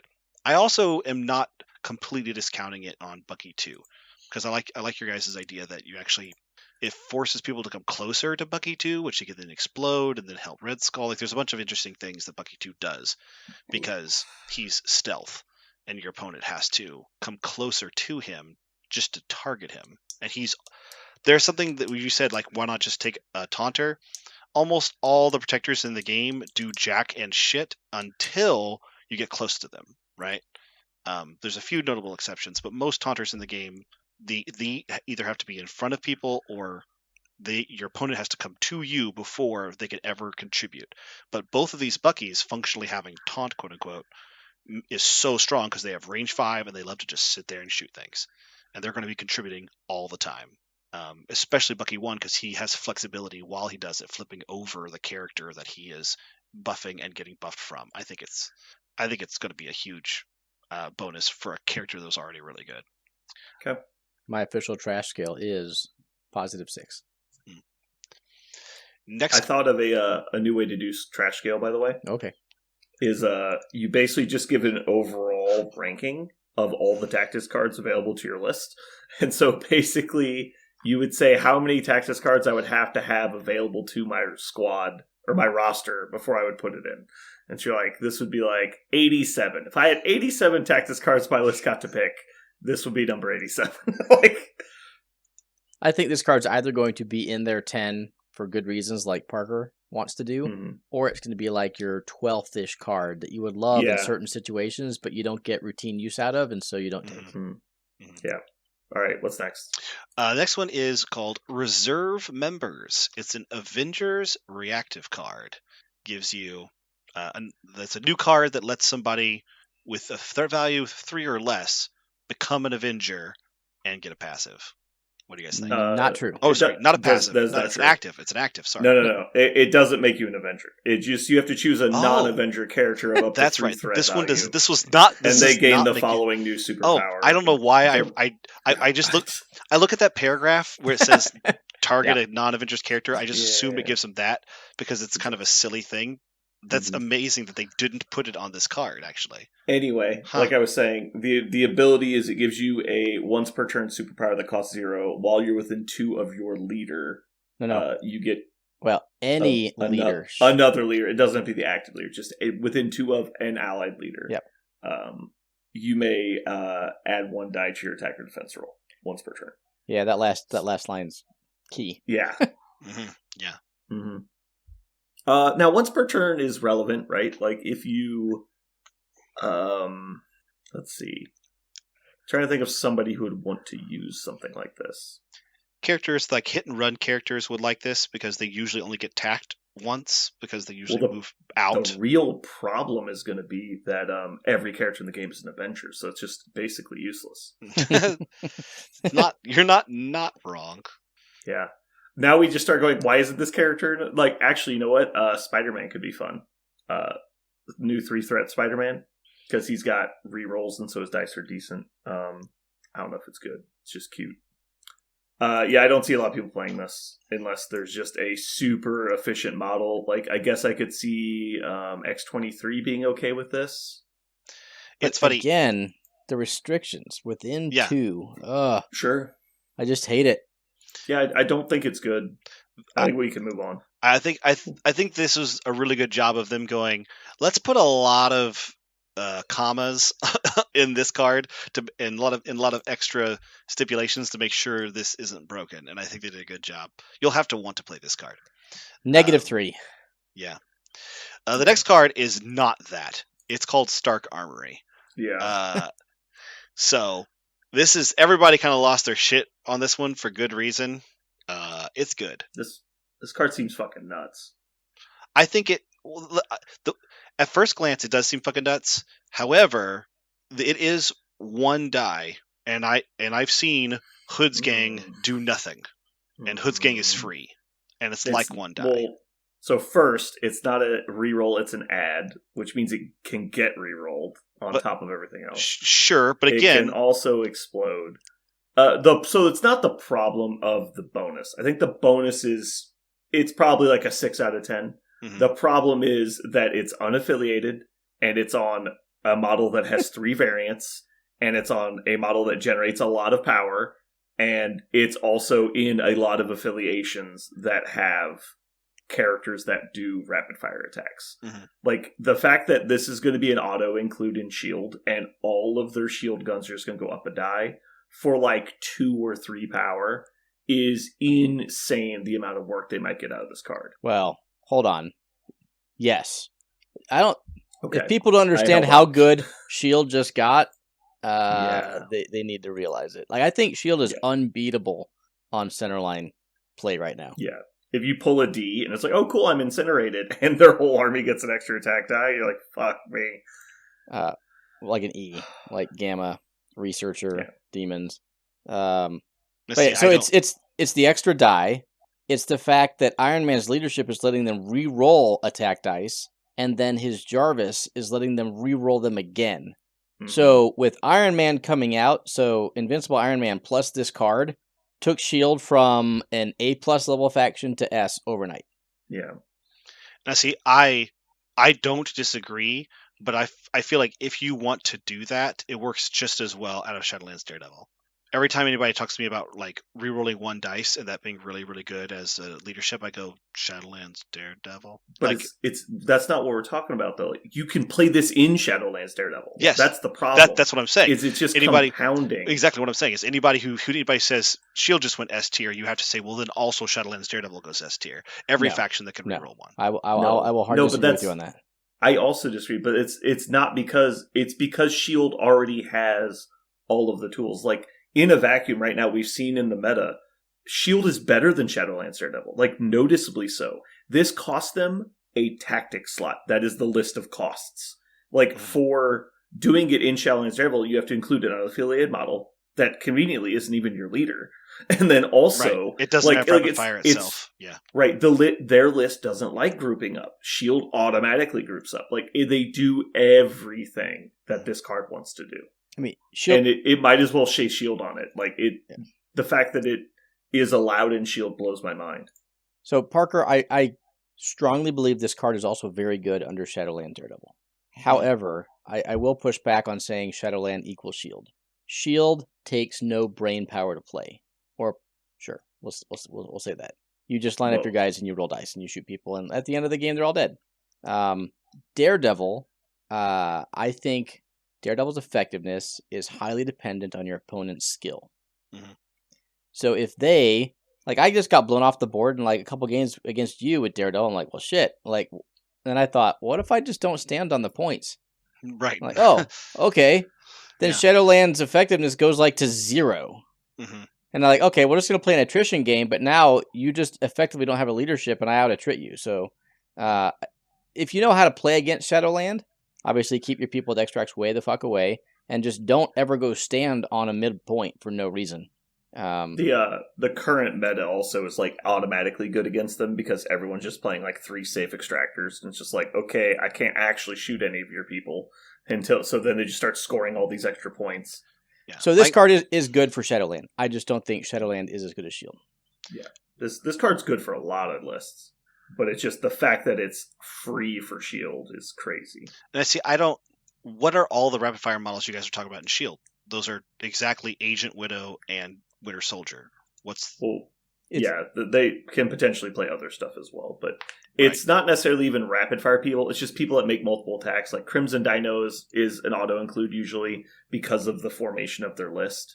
And then he's doing multiple 5 dice energy beams that shock you. And so now it's just adding dice to that. Like, Iron Man isn't a rapid fire person, but he's beaming, he's hitting people with attacks. One of the things also is Bucky, New Crossbones. Is also the original Human Torch. Like he is nothing in that equation. So I didn't bring this up earlier, but doesn't he also have the energy? Doesn't he also have an energy damage buff? Yes. Yeah, so the fact that Crossbones now has a beam 3, if you take the initiative and Crossbones and put it, well, I guess you could put it on Dynamo as it is. Anyway, it takes their beams up to 8 dice with rerolls. It's pretty good. I've heard. Yeah. So I don't know if I agree that rapid fire is the thing they do, but I will agree the number of attacks is just as much or more, depending upon your opponent's formation. Like you said, on the center line, like they should just eat everything. S.H.I.E.L.D., that is. Yep. So anyway, this card is knucking futz. The only thing I will push back on is I've been playing a faction that had Hood and Hood's Gang. This card is similar to that. Hood's Gang is free. This one is not. No, but like the whole problem with Hood Gang though, it's not that you get the reroll. It's that it's only if they're contesting objectives, and you have to play it with Hood going first, and he has to be in human form. There's a lot of restrictions on Hood's Gang. I want you to know there's not a lot of restrictions on Hood Gang. I'm just going to tell you, it's really consistent turn 2 really consistent turn 2 play. I think it's consistent in the Shadowlands list. I think in other lists it's not. Yes. And if it was available and to be played in more than one list, I think it would be played in more than one list. I think it's a really good effect. Right. So in the Criminals Shadowlands list, I think it's really consistent. That what I'm saying, the point I was trying to make was, after having played that, I have seen it not auto-win games. However, I have also seen it just roll over opponents, because that one extra reroll was plenty. And the fact that list almost entirely rolls 4 dice with 2 rerolls as its big turn, the fact that the list we're talking about with all the beams are rolling 6 dice is better. It's just better. So with a similar number of attacks, 6 dice, it's just better. Yeah. So it's... Again, I feel like it's important to demonstrate like the difference between rolling 4 dice and re-rolling 2 of them, and then rolling 5 dice and re-rolling 1 of them. I think there's a lot of lost in translation there. Yeah. There's a big difference. Mm-hmm. Because when you're talking about you're re-rolling 50% of your dice, how many of those times are you going to get a roll where you either can't or don't want to re-roll them? And so now you're not only rolling the extra die in the initial roll, so there's a chance to explode, but then also you're getting to re-roll that die if the rest of your dice max out. Like when you're talking about the volume we're talking about, it starts to matter a lot. Yep. So the only quote-unquote bad thing about this card, so it's great that it's a power phase effect. That's super strong. Blew me away, those power phases. Yeah. Most teams with Tony Stark don't have prio. Mm-hmm. So most Avengers teams usually run pretty wide. S.H.I.E.L.D. usually runs wide. So you're going to play this card in the power phase and have a plan to go nuts, but your opponent gets to go first. Like, what do? Do they throw Tony Stark away because it's within X of him?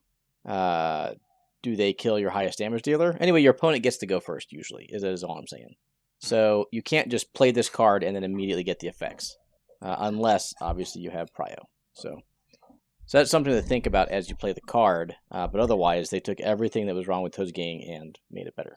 Well, depending on how much you spend, they have to throw them pretty far away.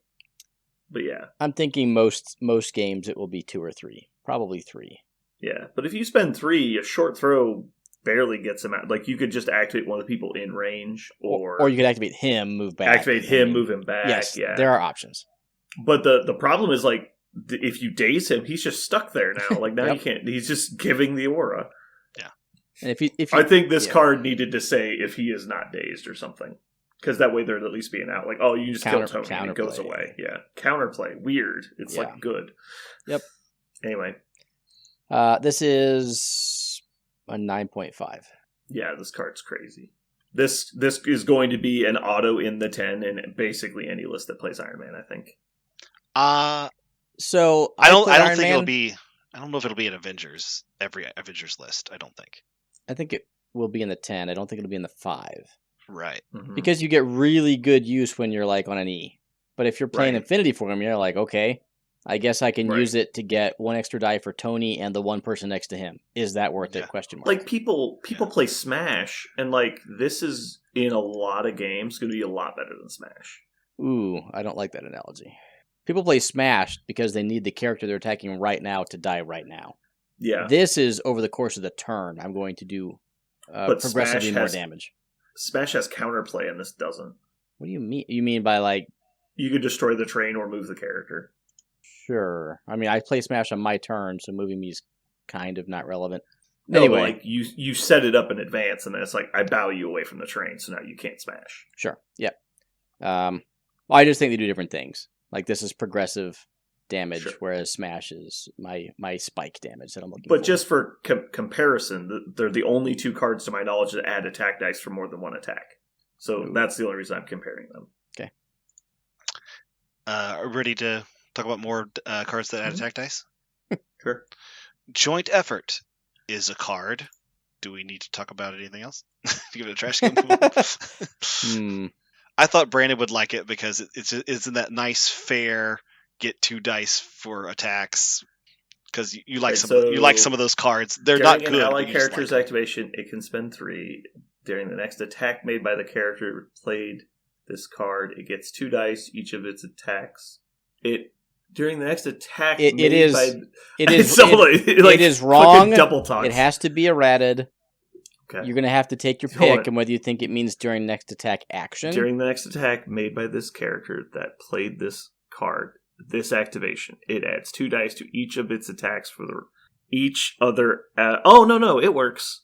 Mm-hmm. No. So you get +2 for each other allied. Each of its attacks for each.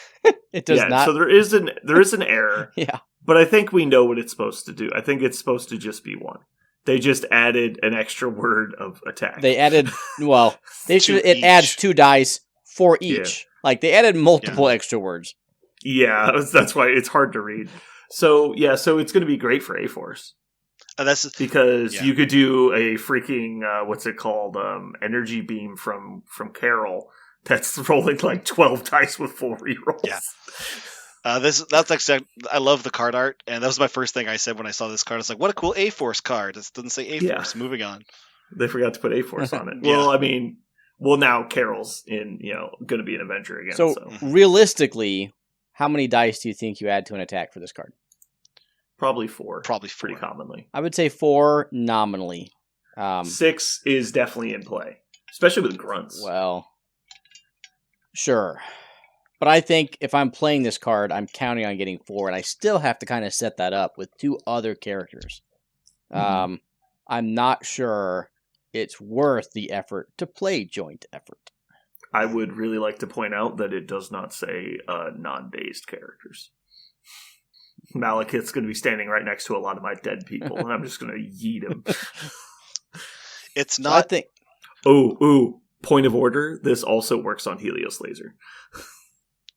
I would say that mosh pits do occur in the game, especially if you're playing it, like you said, the faction like A-Force. I had so many mosh pits happen because people are like, I guess I got to come into the mosh pit. I guess I have to.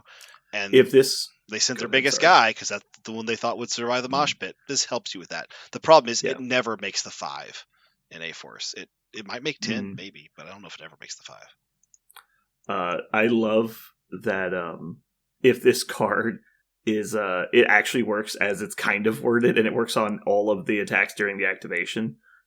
This card is busted.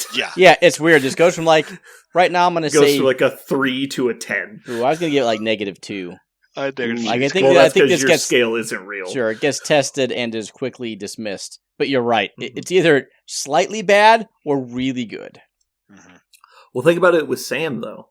Because, like, if you've got, let's say, Ghost Rider, right? And they've got their Immortal Hulk, they come into you, and you're like, all right, they daze somebody. You leadership trigger and move another person in. He dazes them. And then you leadership trigger, move another person in. And you're like, and penance stare.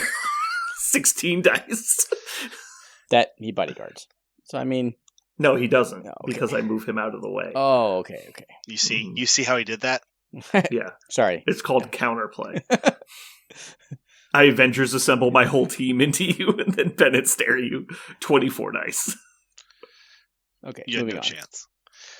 Speaking of I move you, for all of you guys who liked band cards, another fantastic A-Force card is coming at you. It doesn't say A-Force on it. It says Vertical Assistance on it, but it's an A-Force card. No, it's not an A-Force card. It's climbing gear. It's climbing gear for Natasha Romanoff's, but I played so much. Like, one of the things that A-Force desperately needed was a way to move She-Hulk back, because you usually can move She-Hulk once or twice a game. That's what ends up happening against She-Hulk. And there was a huge problem. The fact that you're almost always playing a Black Widow in A-Force, and now they've printed this card.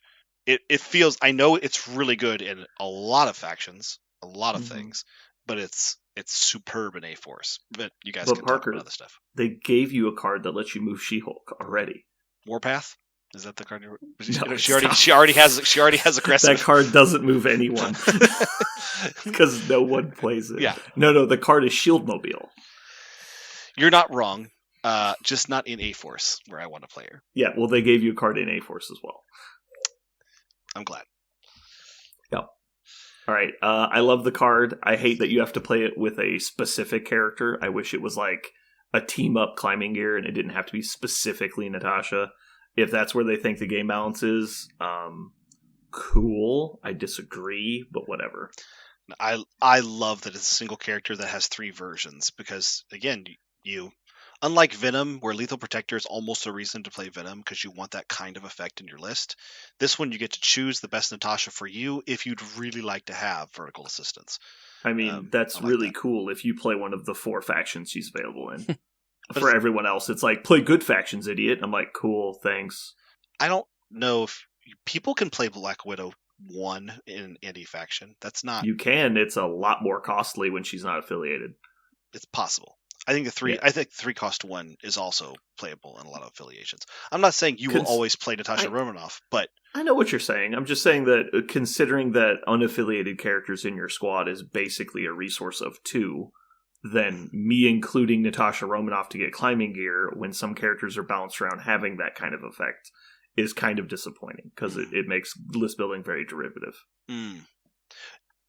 Here's a question. Do you think people will reach for her just because of the card? Is that a strong enough meta choice?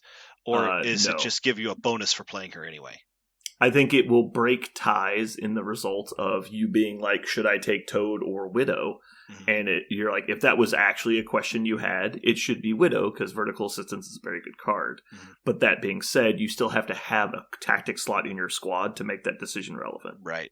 And so I think it will make very little difference. This just sounds like a number 9 card in your roster where you're like, man, this card's so good. Remember those 3 times I played it and it helped? And then the rest of the time you're going to be like, oh yeah, I had 5 good cards in my list, so I didn't get to play it.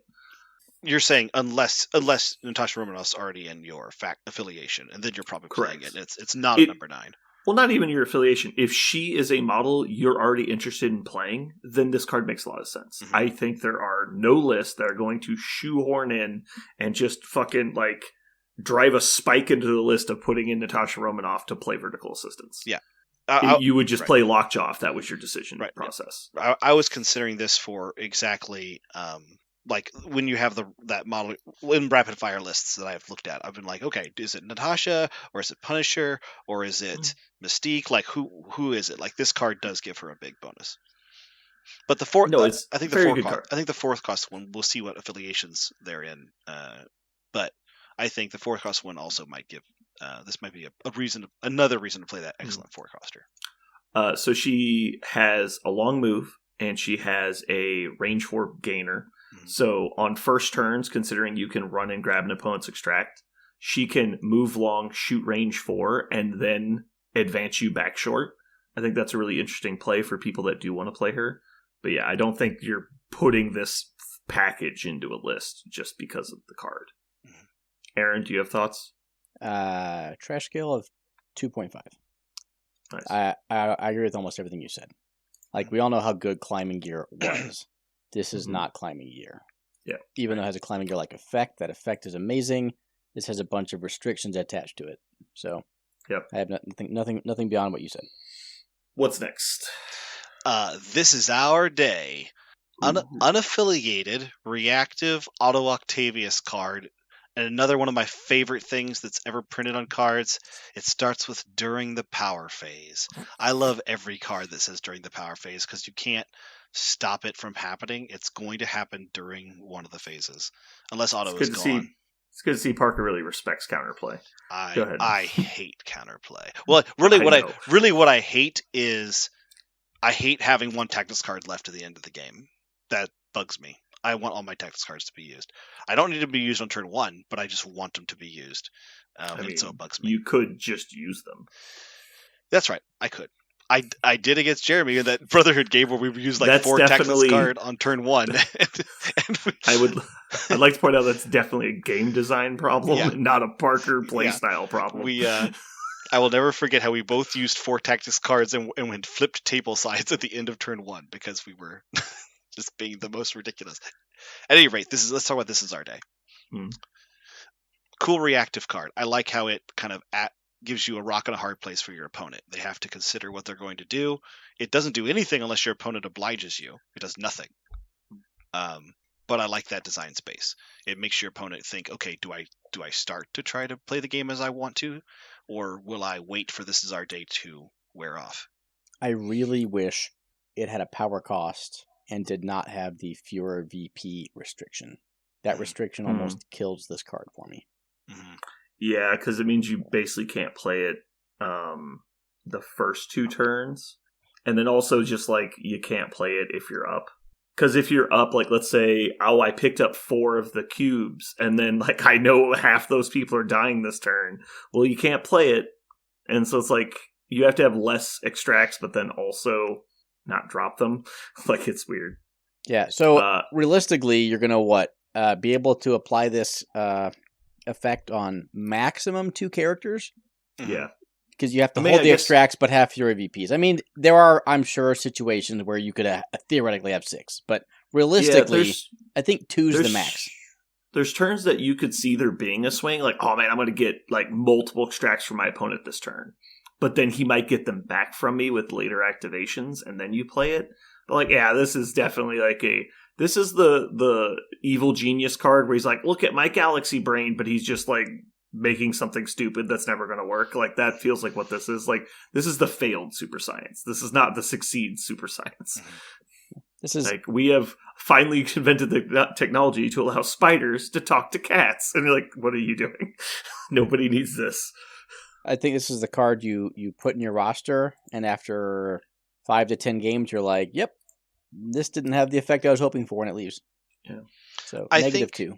I think this one is... I'm hopeful that this one is kind of like the shield leadership, where when you gain 1 victory point for your whole leadership because you were behind, it just seems kind of meh. But then when you actually play with it, you're like, wow, this is actually really impactful in a couple of ways. Now, this is not at the same level as that leadership, but the fact that it's when you have fewer VPs, you do get some cool effects. I'm hoping that it's more impactful than it looks at first glance. But you're right. There's definitely a scenario in which you put it in your 5 and it does nothing. Mm-hmm. Yeah. Nothing. Right. It's funny. It could do nothing when it's even played. Like, that's the thing.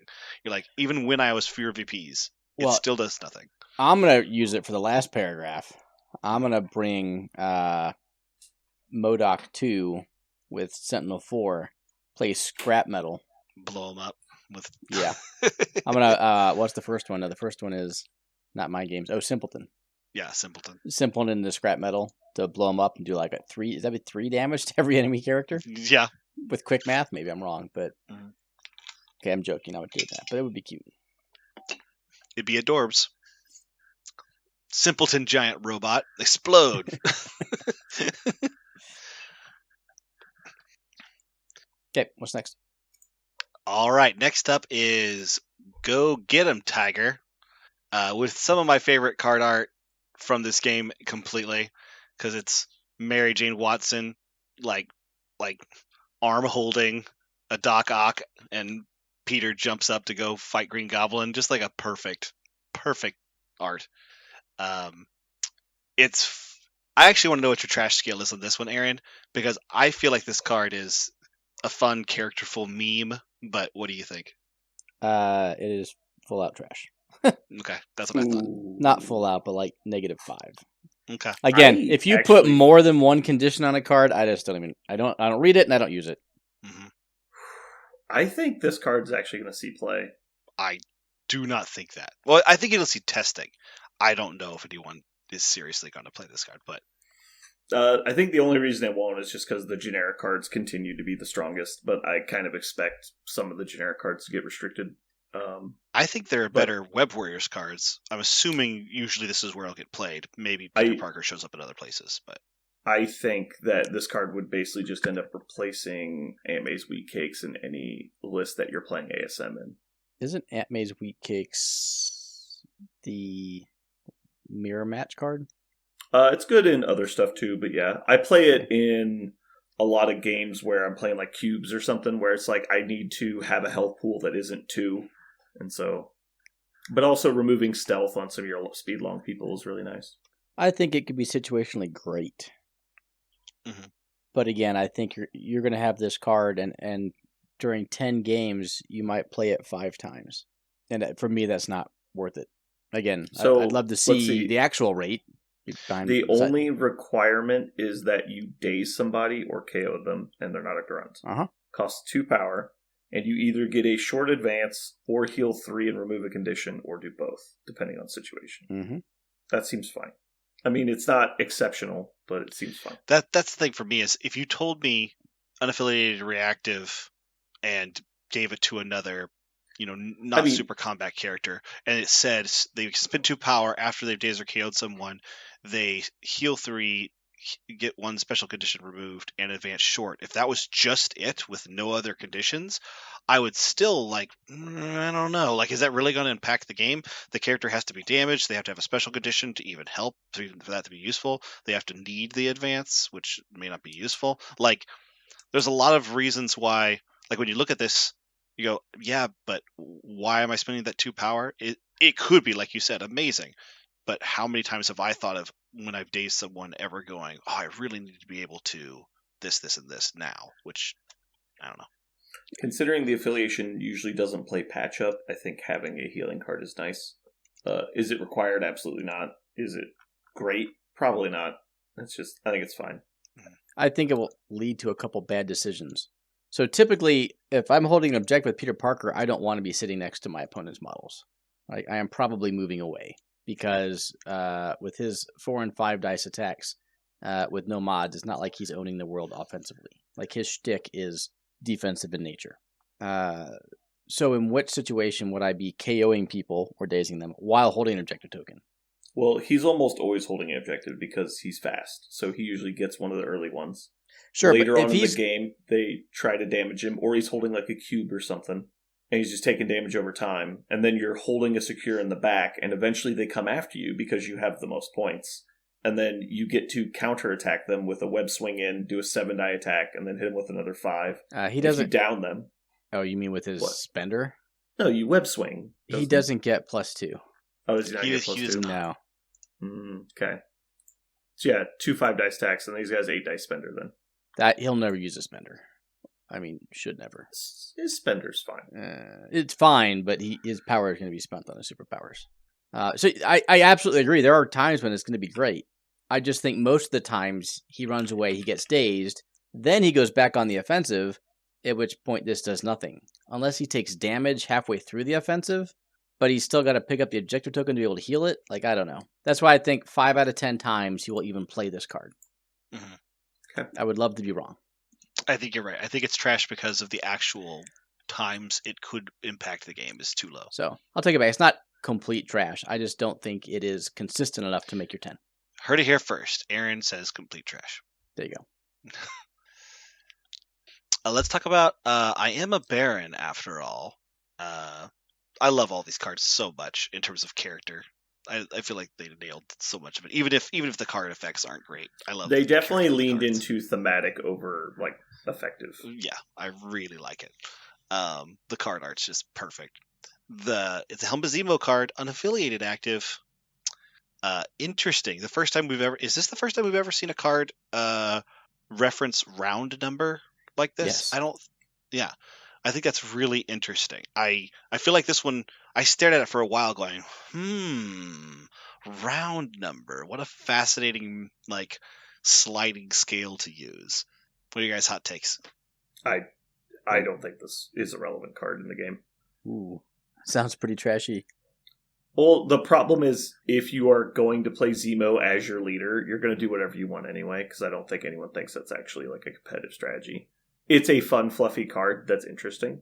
I don't think it's bad, but mostly I just don't think you're playing Zemo 2. It could be Zemo 1. Zemo 1 can play it as well. But yeah. Sure. So there are a lot of times I would very much like my Zemo 1 to have a little extra power. To be able to charge. I didn't realize he could play with the original. Then okay. The card's fine. Zemo 2 is the problem. It's sure. Just Zemo 1. Yeah. No, anytime you can give Zemo 2 or Zemo 1, say in round 3 extra power that lets me Master Swordsman and charge, which then helps build more power to be able to Master Swordsman and Spender to then move somewhere else. Having a card that goes from charge and make 2 attacks with middling damage to charge and make 2 full reroll attacks followed by a move afterwards. That's really what this card says to me. That's the effect I think it turns on, and I think that's worth it. I don't think it's super powerful though, but I wouldn't shame anyone for playing at least Zemo 1 with this card. Yeah, I think at that point it's mostly about the power generation and less about the other 2 effects. He's only got 5 health, so the healing is fine, but not super important. Well, I love the fact that they're both on there, right? So what if, your Zemo's on 10 power and 1 health remaining because your opponent had prio, they tried to take him off the board and failed. You're like, sweet, heal 4? I've still got 10 power because that cost me nothing, and now I'll just murder you? Well, as long as they don't have counterattack type stuff, you could do it first, spend all your power killing them, and then build it back up and heal. It's one of the following effects. You don't get them all.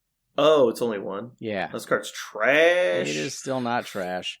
Never it mind. is not good, but it is not bad. Unplayable. It's like a 2.5. It's like your 10th card. Yeah. Parker? As someone who really, really wants to try Zemo 2, Baron Helmet 0, Zemo. Like, you called him 0 for some reason. As somebody who really wants to do it, I want this card to be played too. It does not turn him on enough, sadly. I was really excited. As soon as I saw a card with his art and I saw multiple effects, I saw no power. I was like, oh man, maybe this is something that makes him. And I saw his effect and I was like, it's B-. It's fine. It does not give you a reason to play him yet. What is Zemo 2's spender? It's 3 cost, range 3, 7 dice. If you daze or KO them, you get to advance short. It's so very bad. meh. It's For very a 4-pointer, bad. that's very meh.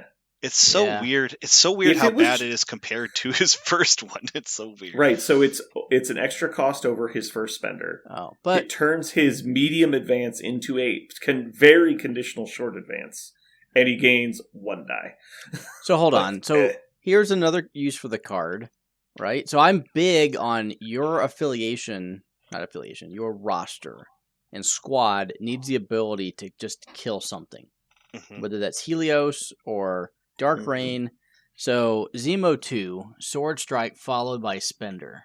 So Master Duelist gives him an extra 2 dice. So now he's 9 dice on his Spender. Only on his Sword Strike. Only on the builder he gets the extra 2 dice.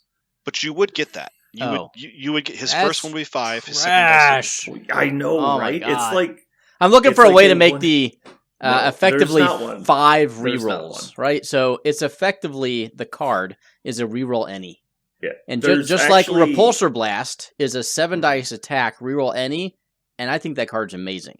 Ricochet Blast, yes. That's what I mean. Well, this is Ricochet. So this is effectively the same thing. Yeah. There's actually one way to give him the full rerolls, and it's just play Zemo 1. It costs 2 power, so you can do it on the second turn, and he gets to reroll all of his dice. Sure, but you can't... I want more than 6 dice, right? Because that's that's what Zemo 1 tops out at. Use Iron Man. You get 8. Thank you. No, 7. Sorry. I'm just saying, you could get a 7 dice reroll round number +1 with his Strategic Genius. with Pierce. Yeah. 7 dice Pierce with that many rerolls is not nothing. You can just kill somebody. No, yeah, his Sword Strike is good. Sure. I agree. I don't think that's worth the card, though. Like, the reason Ricochet Blast works is because of the ranges, and you can just threaten people. Yeah. So I don't think it's complete and utter garbage, because it has the 3... So, for that use is not great, but it has the 3 possible uses, right? Mm-hmm. You know, get 3 to 4 rerolls, heal full, or get the power to do what you need to. So, it's a totally fine card. Done. You might have a spot for a totally fine card when you get 6 Tactics cards, too. Ooh. So, you don't think so, Brandon? I'm shaking my head no for the recording. Yeah. Let's talk about the best character that comes in the box's card. Dig in for our man Brock Rumlow.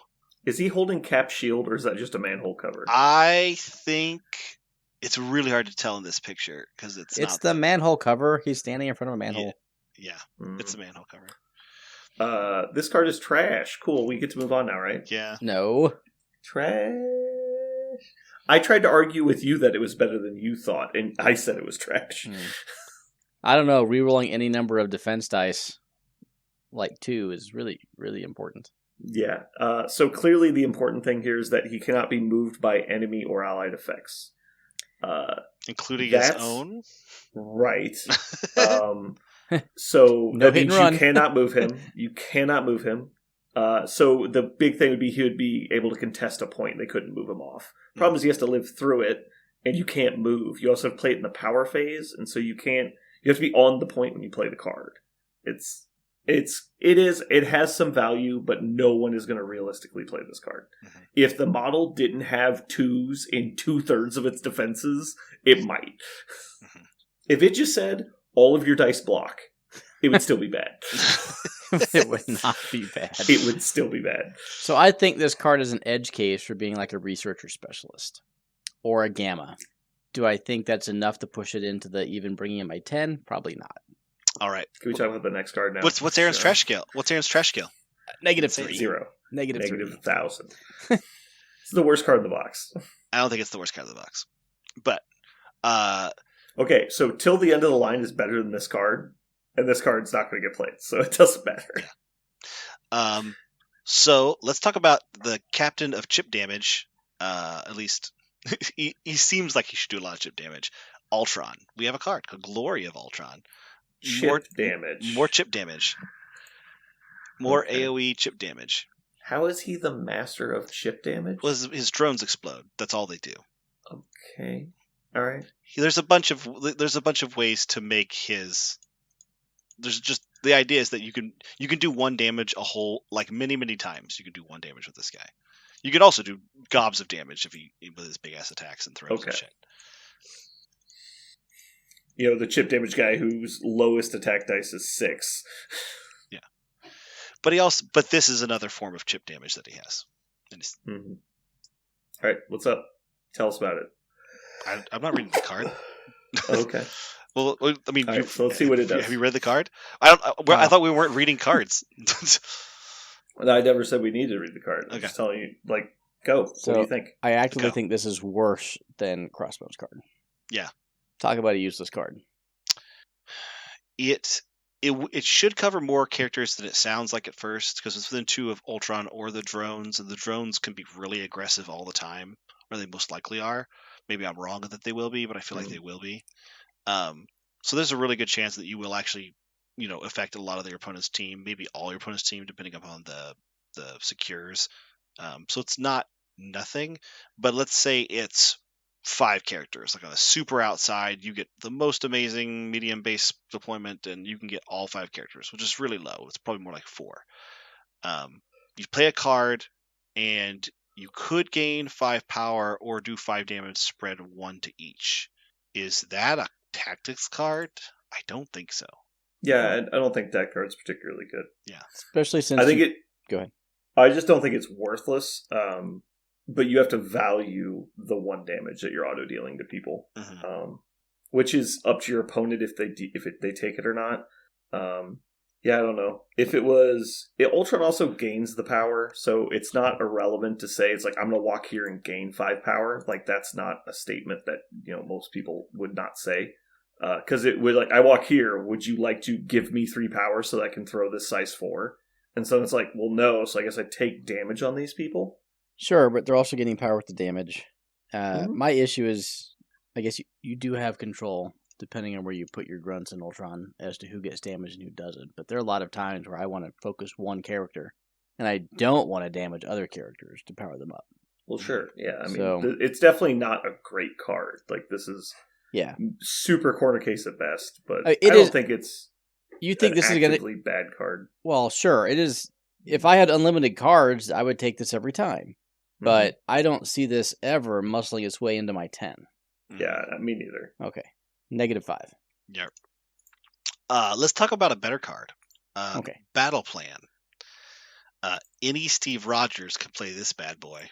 He does have to have 3 power. Not every Steve Rogers walks around with 3 power all the time, or wants to spend 3 power in tactics card. But there's a new one who probably does. Seems.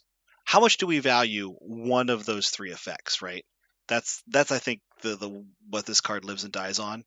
I think we value it the 3rd one a lot. The place. But it's extremely good.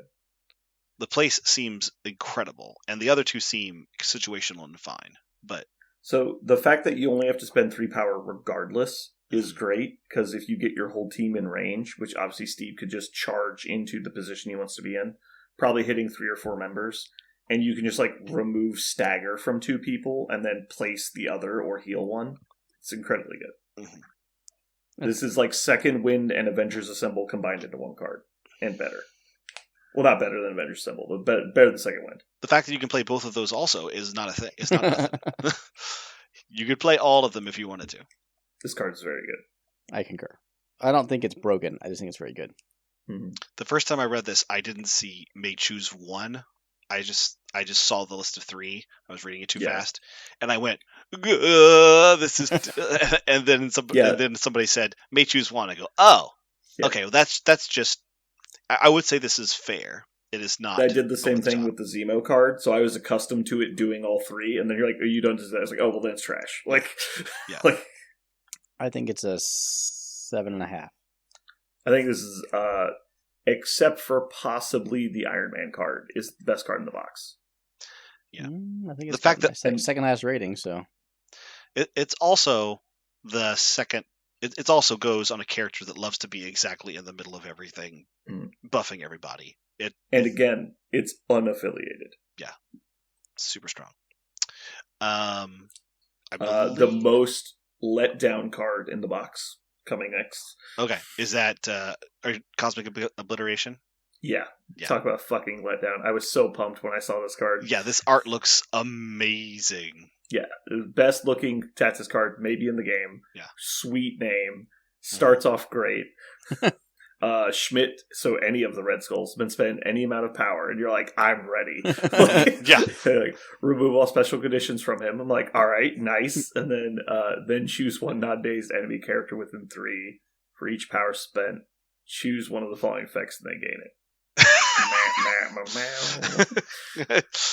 So one good thing about this is you could combine it with Occult Research to immediately take 3 actions, which would be cute. And you could incinerate the person before you attack them. Doesn't Occult Research take 10? But he can just activate, take a damage, gain 2 power. Okay. Also, he can spend any amount, which is also 0, and he would just remove stagger. Is 0 any amount of power? Is that a thing? I believe so. Okay. Are you saying 0 is not a number? Because it's technically not. I know some people that would disagree with you. Then they're wrong. 0 is okay. 0 is the absence of value. It's technically not an amount. It's the absence of amount. Anyway, I don't hate this as much as you do, Brandon. It's still not good. Like, if you could hex 3 models or root 3 models. It's not terrible, but because I'm a huge Whims of Chaos person. Like, I love it. Yeah. But the fact that you can't remove conditions from other allies, it's only him, is it's fine. Root Hex Incinerator, good. I wish it was better. The thing I like about it is for Schmidt 1, you would like to just have more ways for him to contribute to the game, right? Because he already is just kind of he's primarily a support for his faction, right? So this is just more ways to fuck with your opponent. For Schmidt 2, if anyone tries to deal with him by giving him a bunch of debuffs, this lets him remove that and then incinerate and then eat something. And then for Schmidt 3, he's kind of trying to do he's kind of trying to be kind of a balance between the two. This helps with both. I feel like it works specifically for Schmidt in the same way that Battle Plan works for all the Steve Rogers fairly well.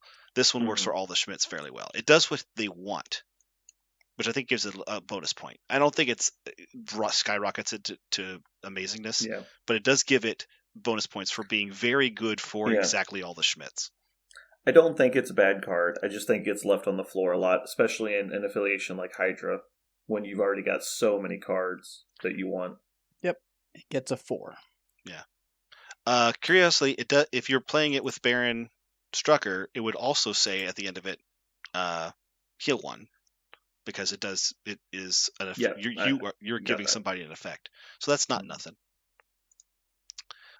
Last card is a weird reprint. Instead of saying Thunderwave, it says Repulsor Refraction. It's weird. They typoed it really bad. I don't get why they put Iron Man on it instead of Thor. It's fucking weird. I don't get this card at all. It makes no sense because it's not Thunderwave. I don't get it. Somebody tell me. This unfortunately is Thunderwave, which they forgot to put the text on here. Captain America takes a damage. Yeah. And this feels again like a double down. Like they just like Crossbones is like, hey guys, We did it on purpose. Like, God damn it. Oh, they are 100% trolling the community with this card. Yeah, exactly. I fucking hate it. This is also, probably the worst card in the box. Is this card just fucking awful, or am I insane? Like the art? No, it's just bad. Oh. So, first of all, it only works with the first Avenger Captain America. Mm-hmm. And Invincible Iron Man, yeah. And so it has to be both of the new ones. Yep. Mm-hmm. They each have to spend a power, and you make a 5-dice beam attack that has no special effects. So you make an attack literally worse than 4-point gainers for a tactic slot. I think you're missing one key aspect here. That you automatically hit your own person? Oh. No, never mind. Okay. Were you looking for the reroll text that isn't there? No. Okay. So this has a new format. Yeah. Underneath affiliated, it says active action. So, oh, gotcha. Yeah. I was looking for the place that said, during his activation, he may make the attack. It doesn't say that. It just it makes the attack. I was like, it doesn't cost an action. Well, that's because it says above it does. Yeah. No, I agree. I mean, obviously, a beam 4 is never bad, but the cost to play this card, and really the opportunity cost of having another card, makes this very bad. Because you would have to actually not be playing Repulsor Blast or Ricochet Blast, basically, or you could play both, but you're just like, why? It's actively bad. Ricochet Blast does not work on Captain America, does it? It does. Anyone named Captain America. Now, he's Captain America First Avenger, so it wouldn't work with him, but it does work with Sam. No.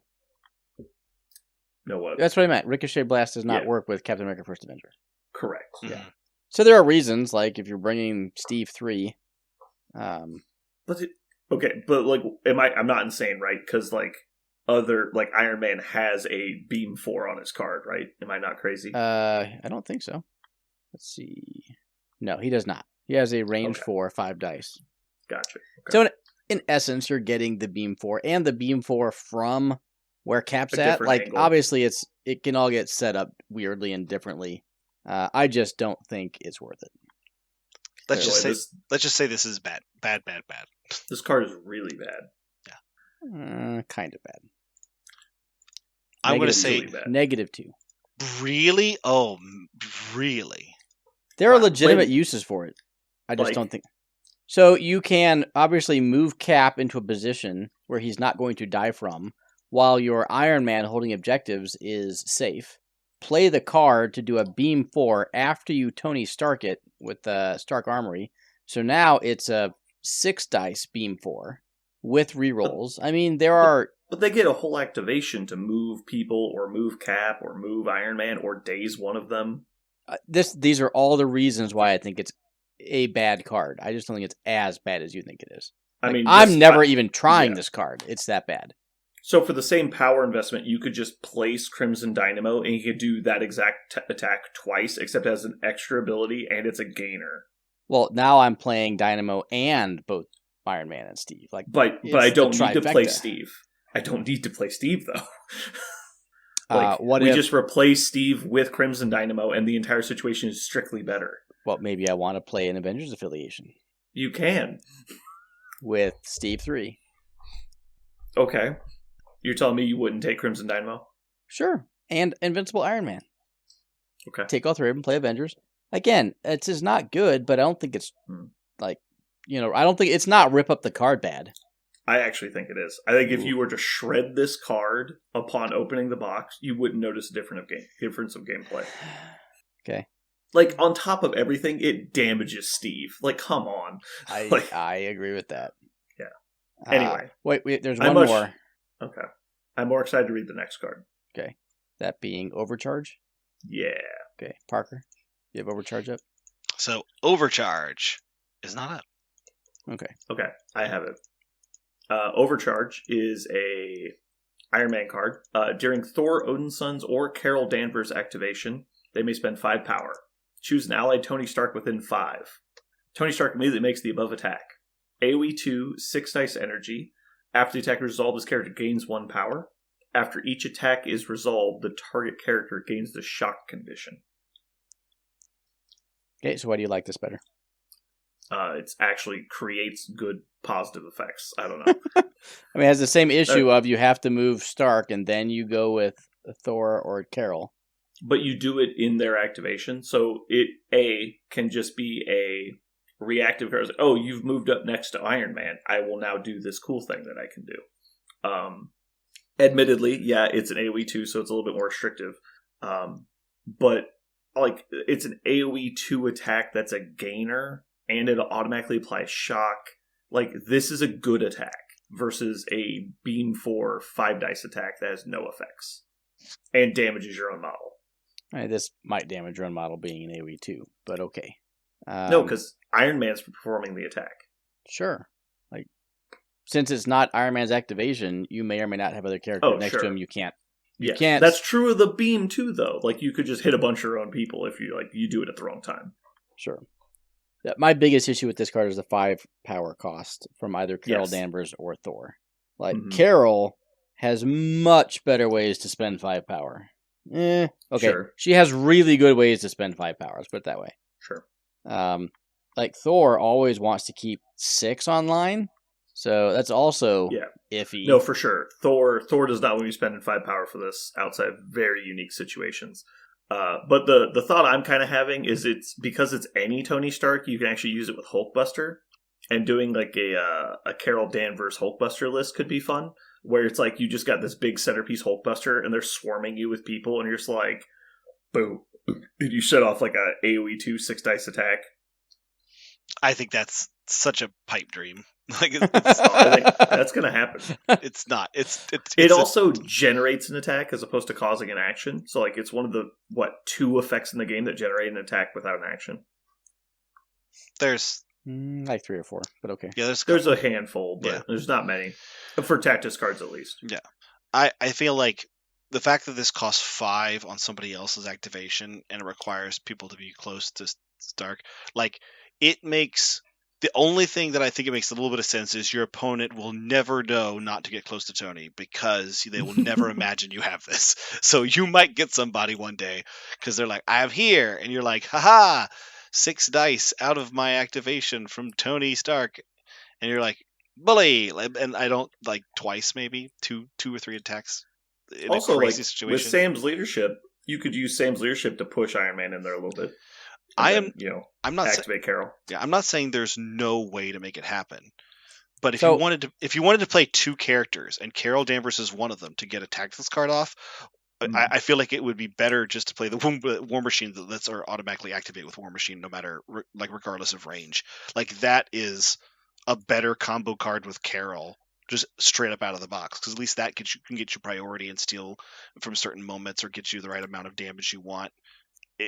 Like, there are lots of things. There's a better card that combos with another man in a suit in this game already than this one. I don't see how this one never sees play. So I think, unlike Gamma, you could just take your 3-threat Iron Man and second to last activation of the turn, or round 3 or so, just double move to his back Gamma next to his 4 models. Like, dare him to kill you. Start off the next round with this card, paid for by either Thor or Carol. Say Thor, like, he's got 8 power. He spends 5 to play this card, 3 to charge. I mean, you could wipe out an entire opposing team if set up correctly. I just think it's a lot of setup. Yeah, I think it actually adds an effect that I don't feel like there's ever a reason to play Repulsor Refraction. If you wanted that effect, it's easier to achieve by not playing the card. As where this actually adds something new that is a plus, even though it is a Rube Goldberg machine, hard to pull off kind of effect. It's actually adding value at least. Mm-hmm. It's not value negative. It is value positive. That is true. Just can you get to that value is the hard part. Mm-hmm. I guess the other way to look at it is the worst case scenario is you spent a tactics slot that didn't pan out. Whereas the other one, if you're trying to get to that situation, then if you played it, it might be the wrong idea. Like, you shouldn't have not done that completely. That's probably a bad idea with the thing you just did to beam somebody with that card. Also, just potentially auto shocking everyone. I know we want Thor to be awesome and be Thor, but shocking 4 people might just be fucking worth it on its own. Anyway, I think it's a cool, fun, thematic card, like a lot of these, and I don't think it's very good. It gets a 2, but yeah. What was Repulsor Refraction? -3? Something like that, yeah. -2, -3. I'm okay with this. Okay. So basically, I think 2 cards will see a lot of play. 4 or 5 will get tested, and the rest will stay in the box. Yeah. All right. Well, do we got any other cards? I think that's it. Yeah, I think that's it. Alrighty. I think that wraps it up for us today. I think we're gonna call it there. What do you guys think? Was that a good one? Yep. Did you have fun talking about these cards? Yeah. I really liked all these cards, like as a whole. Not because I'm excited to see how they affect the meta or to shake that up. I just love the character. I don't know how many times I love the art. Every time I saw it, I can't even see the full color of it yet. I love the themes. There is a world, I think, in which you could play a format like Jeremy's doing his Limbo League right now, which is the name of it. It's called the Limbo League. Yes, that's what it is. And I feel like there is a format that I would like to try for some time, which is just like where the tactics cards are just character cards. Maybe you could do like one team tactics card, but otherwise it's just character cards, and just see how that would go. And I feel like with cards like this, just keep getting put into packs and keep getting put into the game, you could have a lot of fun, like exploring, how how you can get team tactics cards to be specific with your characters and have a lot of fun with that. I think there's a world in which you could play that game, and it would be really entertaining. Cool. All right. Well, thank you for listening, everybody. Hopefully you had a good time. This has been Brandon. And Parker. And Aaron. And you've just listened to Sweeps Week.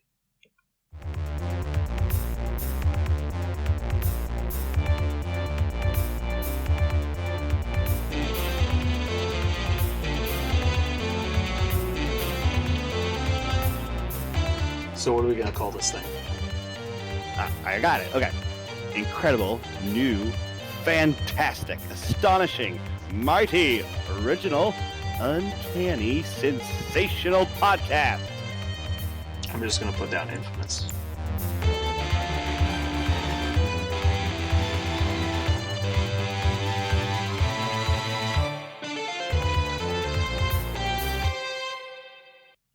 I don't know about you, but sometimes when I do that clapping thing, my first clap, it's like I've forgotten how to clap and I'm learning how to clap again. Oh, yeah?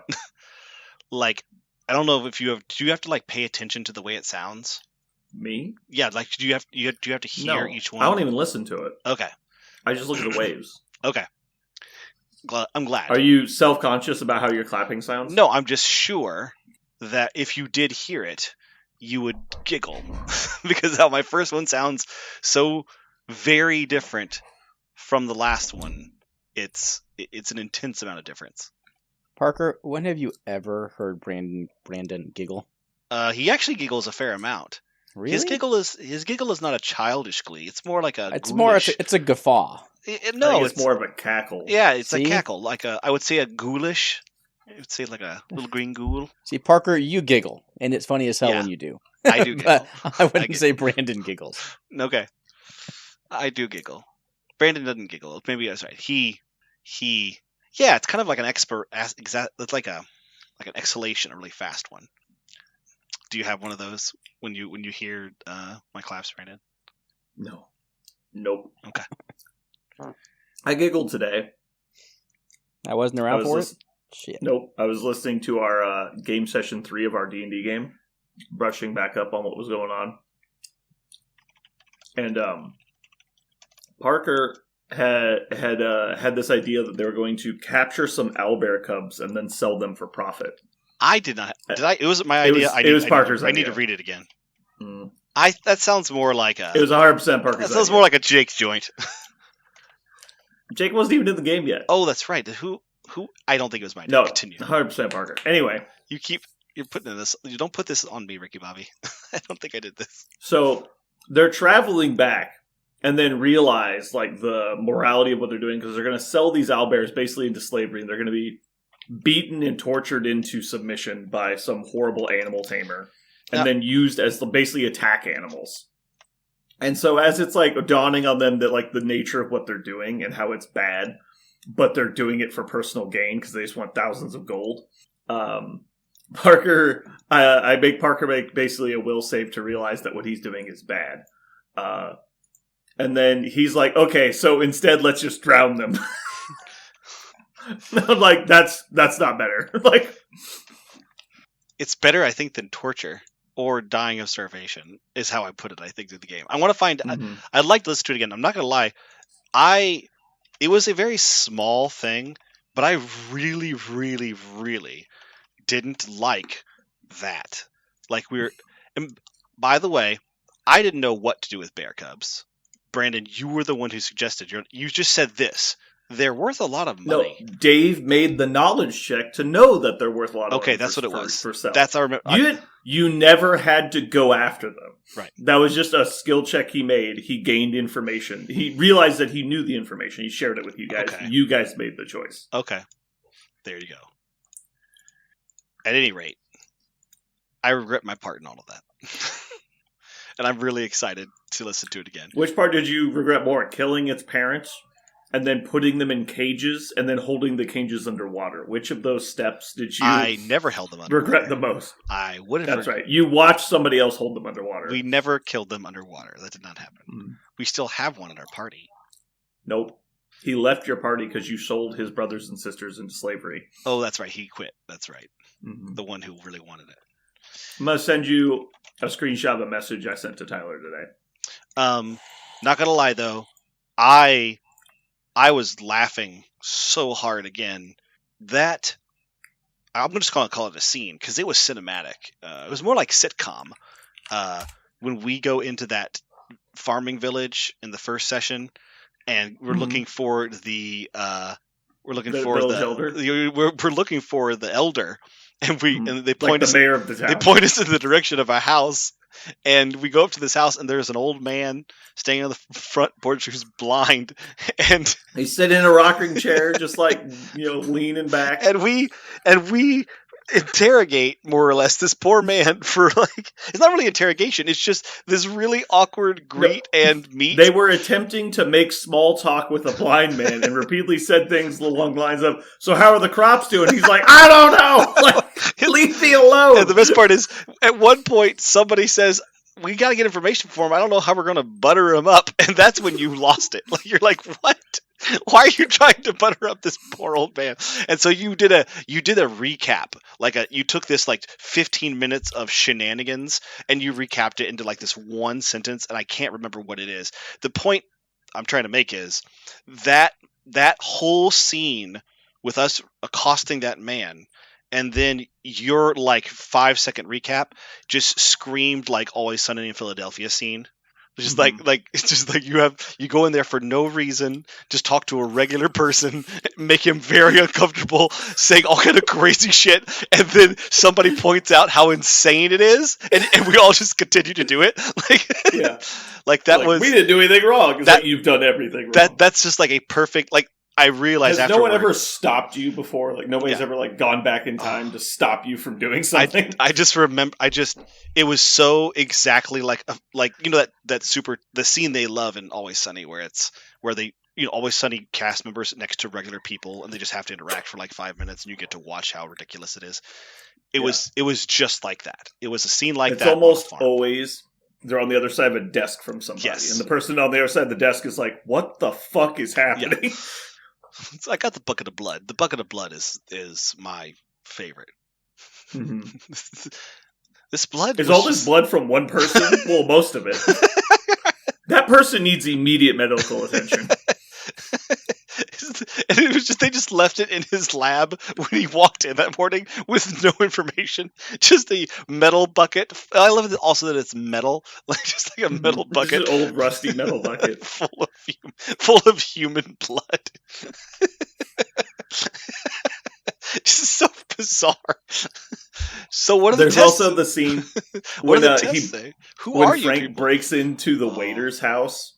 Yeah. And he bashes his way in through one of the windows with a hammer. And he's just sitting at the guy's dining room table when he comes down for breakfast. He's like, "How the hell did you get into my house?" And he just points, he's like, that window was weak as shit. And it's just like this broken in, like, dining room window, and Frank's just sitting there with a ball-peen hammer.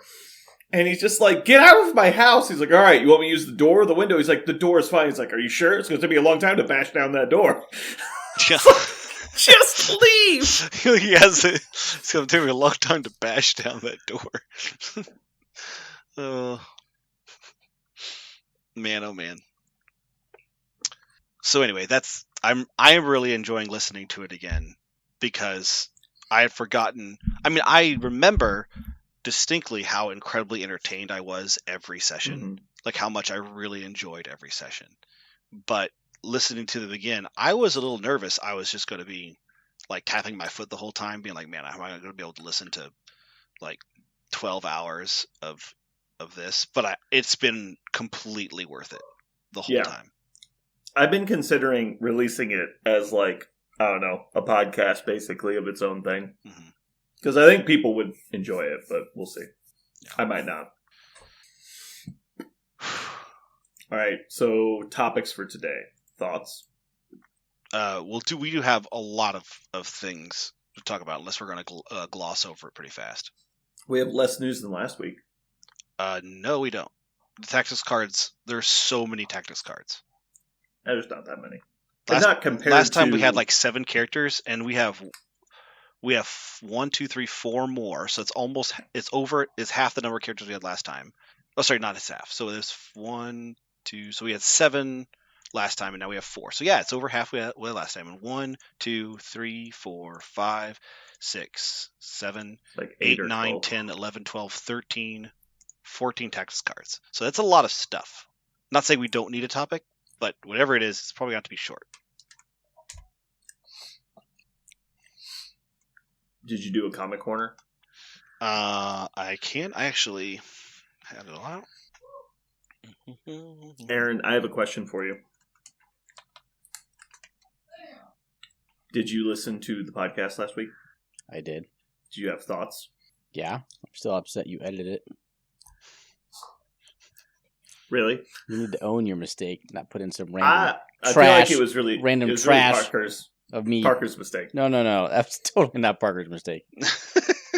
I mean, Jeremy set you up, but it's still your mistake. So I never know when Jeremy's done with his description of himself, because it goes on fucking forever sometimes. Sometimes it doesn't. So I always have to like wait just to make sure. Are you done? Are you really done now? So because you waited an extra like 3 seconds, I was like, oh, it's time. It was half a second, but okay. That half a second is 3 seconds in Brandon time. Sure. Did you listen to the whole thing? Or did you just go to the end? I listened to about the first 20 minutes and then skipped to the end. Okay. I put the actual ending at the very end. So like the sign out where it fades out is us actually signing off. Unedited. Okay. Well, it was edited. I took out some stuff, but sure. I left the effective parts in there. Okay. I had to make up your sign off. I don't know. I had to cut up other words you said to make you say your name. Really? Yeah. Okay. I think I did a pretty good job. I mean, it was obviously edited in, but yes, you did a good job. Well, but you only know because you were there. Like, people at home probably have no idea that happened. Okay. Unless I listened to the after credits. If anyone's listening to this, let me know if you think my sign off last week was edited in. Sounded natural. Yeah. Was it natural or not? I'm always nervous that my backup is not recording because you guys don't have like a white noise meter. I'm nervous too. I just get through it. Mm-hmm. In non-Marvel news, I need to buy a car in the next year or so. And I'm 80% sure it's going to be electric. It kind of scares me a little bit. Are you going to get the at-home charger? Yes. I assume that's kind of an auto buy. I would also assume so. So, my last 2 cars have been Ford. This third one will not be. My wife now has a Mazda. We've had a Nissan, so we have no brand loyalty. How about that? Mm-hmm. Although it looks like right now, if I had to buy a car this year, it'd be a Chevy. And they have a program where they will pay to install your charger for you. Hmm. That expires this year. Who knows if it'll be renewed next year or not? So we'll see. Aren't you planning on moving in the next year or so? It'll probably be at least 2 years from now, possibly 3. And the actual decision to move will come down to my wife. So it may be 25 years. Who knows? Not enough to dissuade me from having a charger installed. Yeah. Okay, I'm sorry. I was trying to track down this information for this comic. You're thinking of getting a EV? That's what I caught. Yes. So we had a dilemma. So my wife wants a big enough car when she takes on trips, like we all go to Wisconsin or somewhere. She also likes to haul stuff around locally. But like we're not getting an $80,000 like full size SUV or truck EV. That's not happening. Yeah. I don't care about the EV. That's like her thing. Like she really wants to be kind of on cutting edge of technology. Blah blah blah. Yeah. So we had a hard time trying to decide which 2 cars to get. Like she really wants a plug-in hybrid, because that gets like 30 miles on the electric only, which is just around town, like 95% of what it get used for. But then it's got a gas engine for when you want to go to Florida. You don't have to worry about like setting up your EV charging trips. Charge path. Yeah, exactly. But that car, first of all, isn't sold anywhere near Missouri and is not eligible for any rebates currently. So I basically told her it's not out of the option, but it's not high on my list. Mm-hmm. So she wants that car, but can't get it yet. That's kind of what we're in. So instead, we're thinking that I'll get an electric vehicle, which is just fine for getting to Kansas City and back for my gaming and then everything I do around town. And then her car, when she gets a new one in 2 years or so, will be the one that's a hybrid or a full gas, one of the two. And we'll just end up not having a me car and a her car. It'll just be us cars that we'll take whichever one makes the most sense out and about. Yeah. Throughout the day. What is it? It's like 85 miles from Warrensburg to KC? I don't think it's quite that far. Maybe 75, but yeah. 85 is a good guesstimate. Yeah, because St. Joe's 60 miles almost exactly. And it's right under an hour. Yeah, probably 75. I just bought an SUV plug-in hybrid. Did you know that? I did not know it was a plug-in hybrid. Yeah, it is. It's a 4xe, so it's a plug-in hybrid electric. We bought a Jeep Grand Cherokee Trailhawk, and we bought it because we wanted towing capacity, and it's the only EV that has worth a shit towing capacity is Jeep. So that's kind of Jeep's brand, is best in class towing capacity on all their vehicles. Sure. And we are very, very pleased with it. We like it a lot. It was $50,000. We got it with it was 3,000 miles used for a year, but only 3,000 miles on it. Mm-hmm. So it was a substantial discount from the sticker if you bought it 1 year.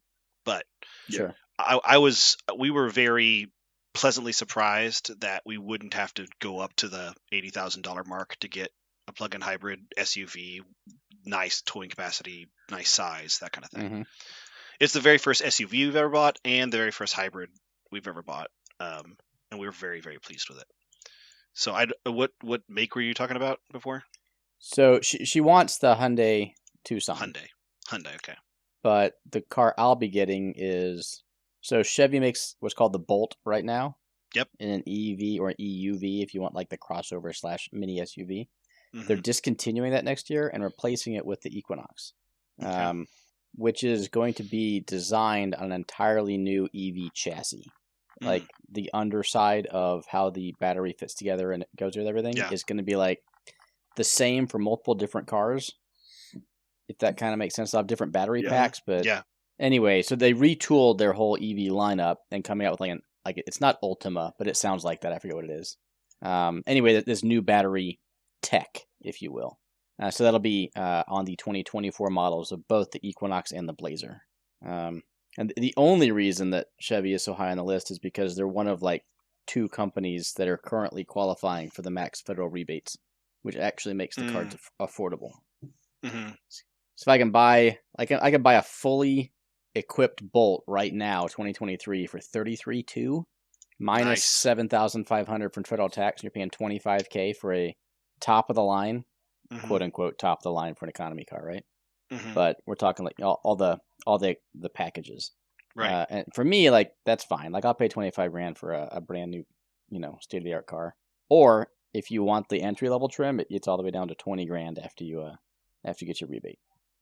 So we'll see. So I've done a lot of that research over the past couple of days. I knew nothing about hybrids or battery or any of that technology, but it was awesome. We started looking at content creators who just spend a lot of time breaking that stuff down. I learned a lot. I was very surprised how much the technology changes from like year to year, which makes perfect sense, right? It makes sense. But I'm just so used to cars getting maybe a little bit of power updates, maybe they get a little bit of mileage updates, maybe they get slightly better transmission or that kind of thing. Like they increase very incrementally over years, but not so with hybrids. It's like huge performance upgrades from year to year because the technology gets better, the batteries get better, the processors get better. It's pretty intense. I was very surprised. Yep. So I've always been super leery about the whole range issue, right? Like, I can't go to St. Louis. I can't, do a lot of things if I get a car with 250 miles range. But as long as only one of our cars is range limited, like, theoretically we should be fine, right? Mm-hmm. That's why we went for the hybrid, is so we could, on a whim, just not have to worry about the fact that we couldn't get to a plug.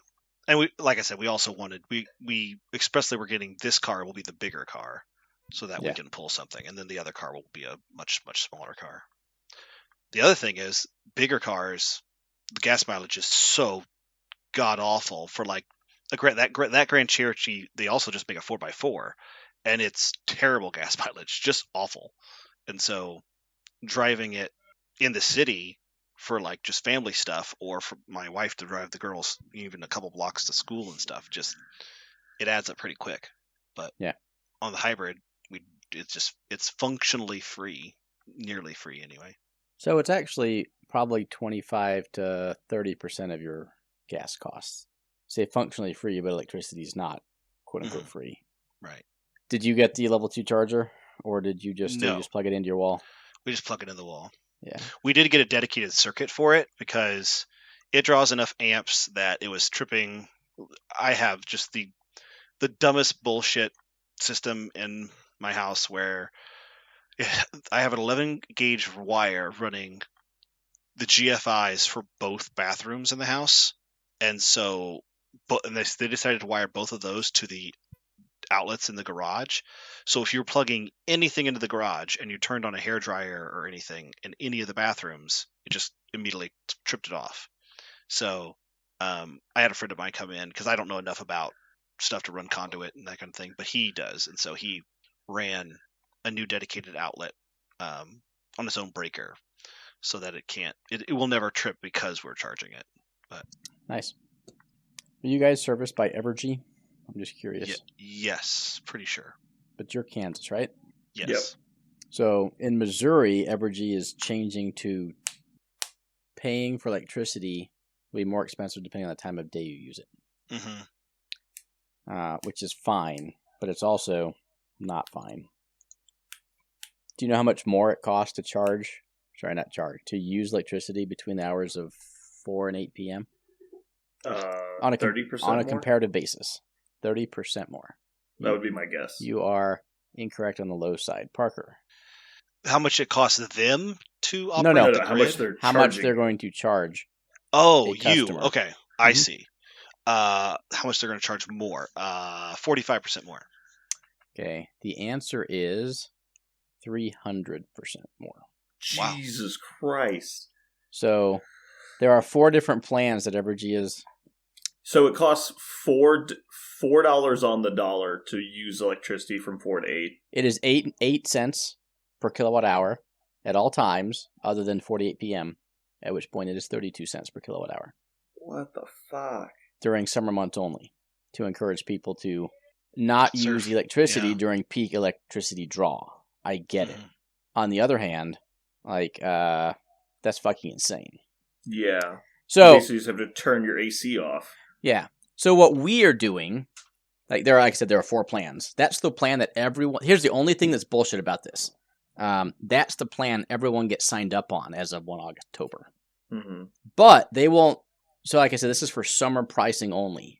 So 1 October happens to coincide with winter pricing, which doesn't have this. So everyone's going to get this whole new bill, new plan, whatever. And they're going to look at their bill and they'll go, oh, it's the same as last month. I guess we're good. But the next summer's and then next June, people are going to lose their shit. Up. Yeah. Now. Because they're all forgotten about it. Yeah. So the 8 cents per kilowatt hour is actually a quote-unquote discount. Because they're discounting the usage outside of the normal time slot. Correct. So what I'm going to do is sign up for a plan that is, I think, 11 cents always and 12 cents during that peak hour or peak 4 hours. Mm-hmm.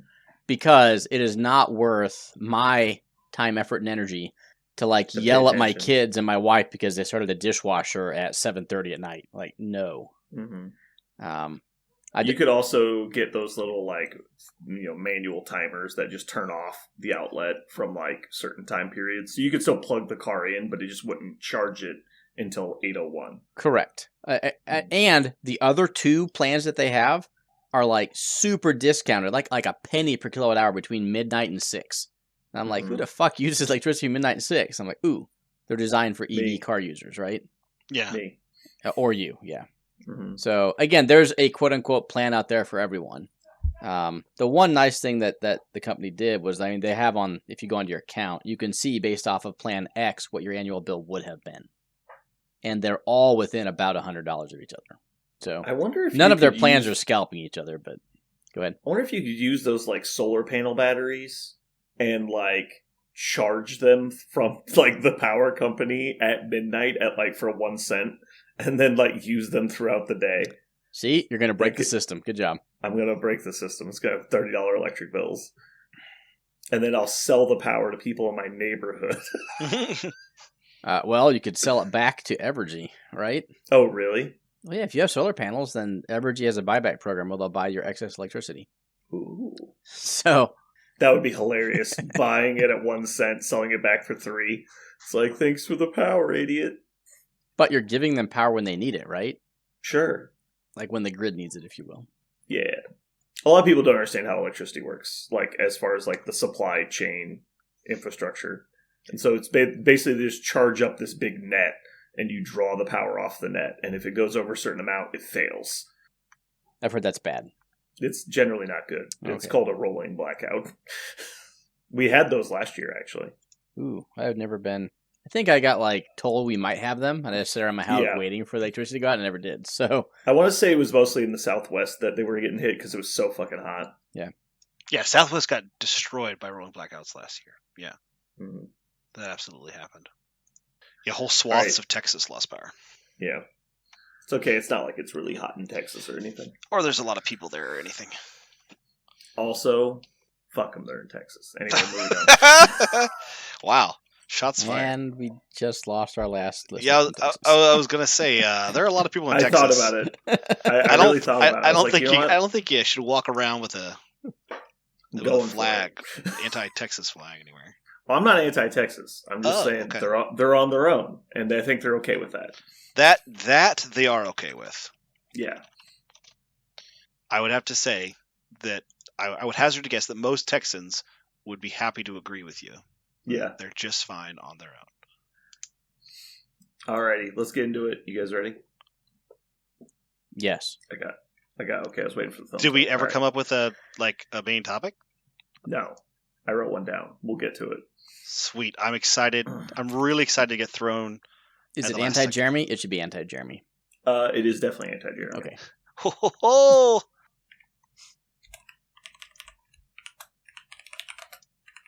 Good thing we only had 3 people signing off. I would have messed that up. Mm-hmm. Mm-hmm. I mean, the potential's always there, but very much so. All right, so I have a little surprise for everyone at home.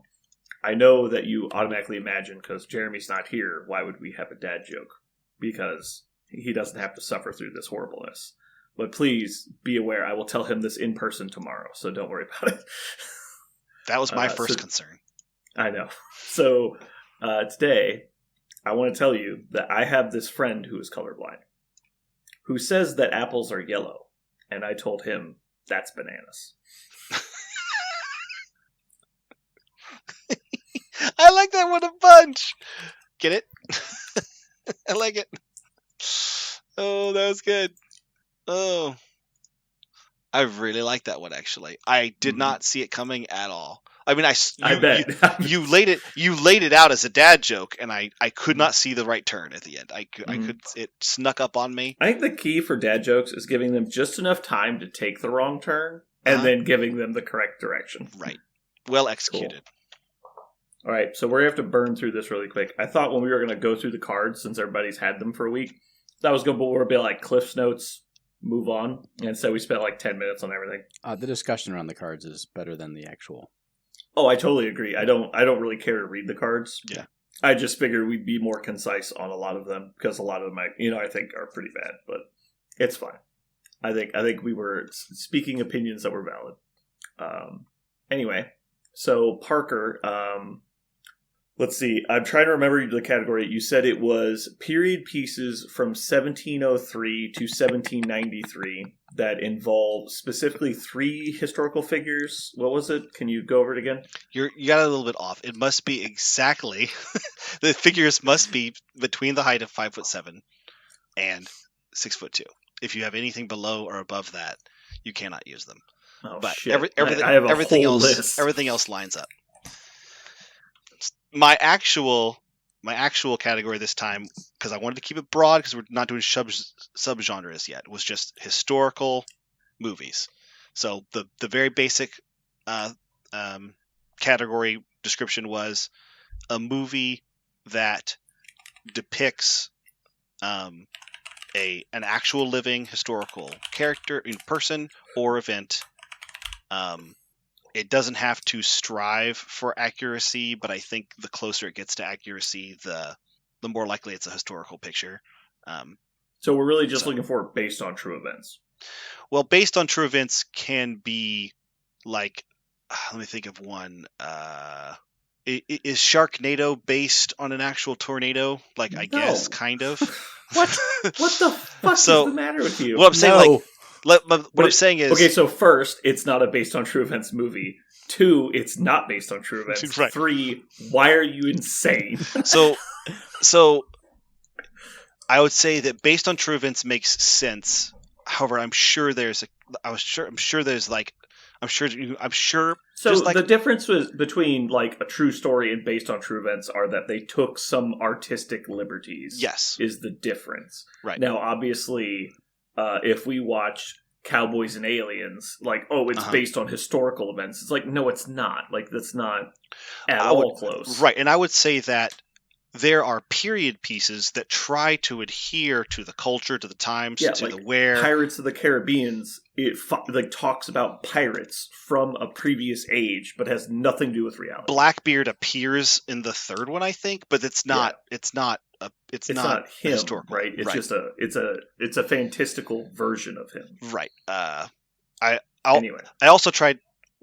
One of the examples I gave is like Pride and Prejudice, an example of when we would not count, because even though it's a period piece, it's a drama, it's not striving to be fantastical. All the characters are entirely fictional, right? They don't attempt to set it in any historical context. It's a made-up story, right? But I mean, it doesn't even attempt to have any events even around it. It's just a fiction.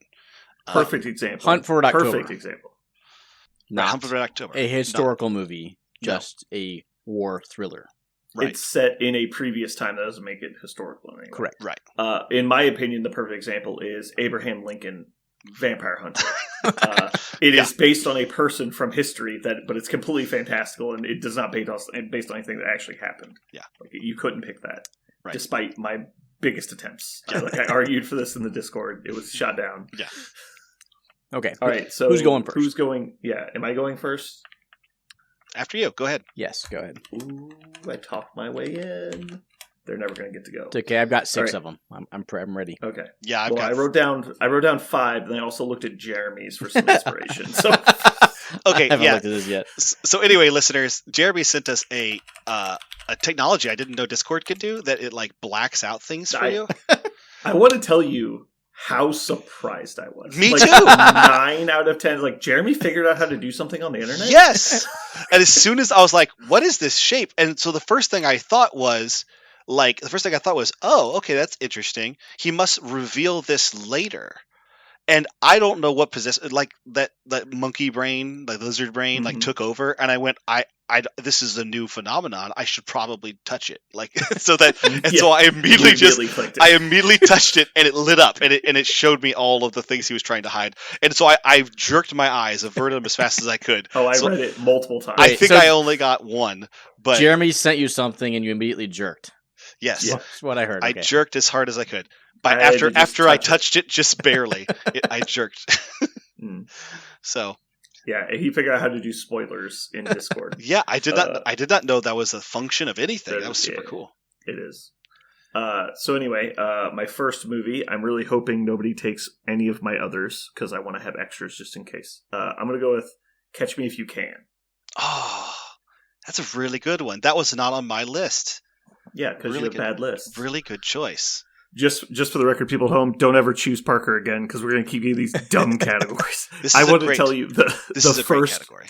This is the less dumb category after we talked him out of what he was trying to do. No, this is exactly what I said. This is exactly what I pitched. I had two other ideas that you couldn't participate in, and so this is my consolation prize to you because it would just been Aaron. You don't know what I watch. It would have just been Aaron and I talking. Mm-hmm. But foreign, just French period pieces in French and musicals, like only musicals. What?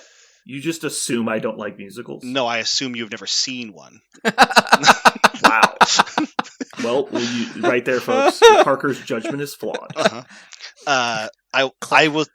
Speaking of Catch Me If You Can, really, really good choice. I know I've actually watched a lot of material made by the main character. A lot of it's fictionalized because it's much more fun to watch a fictional version of somebody's life.